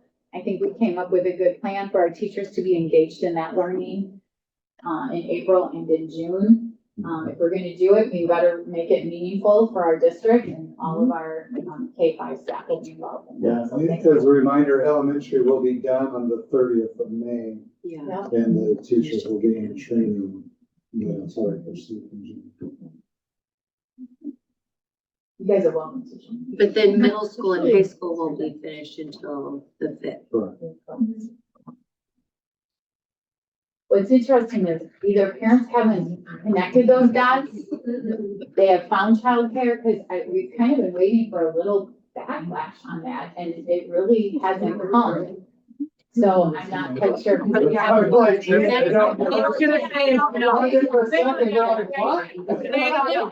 Yeah. And they're. They don't know. If we have to Bus provide company's gonna be additional busy on data, June 2nd in the Yeah. morning. Where's my kid's bus? Yeah. I said June 2nd. Where's my kid's bus? Yeah. I know. Uh-huh. They are. Sending one around just to pick them all up. So your phone's probably gonna be ringing May. Yeah. Me out to the bus stop, but Yeah. we're gonna have to- So I'll let you know. Yeah. All right. Thank you all for your time tonight. Those Oh, are yeah. kind of our updates, and Yeah. thank you very much. We got it. Can we end with robots next time? Yeah.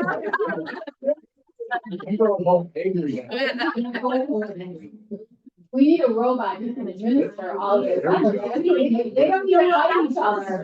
We're getting there. They don't need to fight each other. I mean, very good conversations tonight, good ideas, we had the courses approved, I think it's important for everybody to have that perspective and know that vertical alignment, what the different age levels are doing, and, being aware of all of that work, so thank you to everybody for your time tonight, and any final words from anyone else? Other than lead with robots, or finish with robots? Finish with robots. All right, thank you, everybody.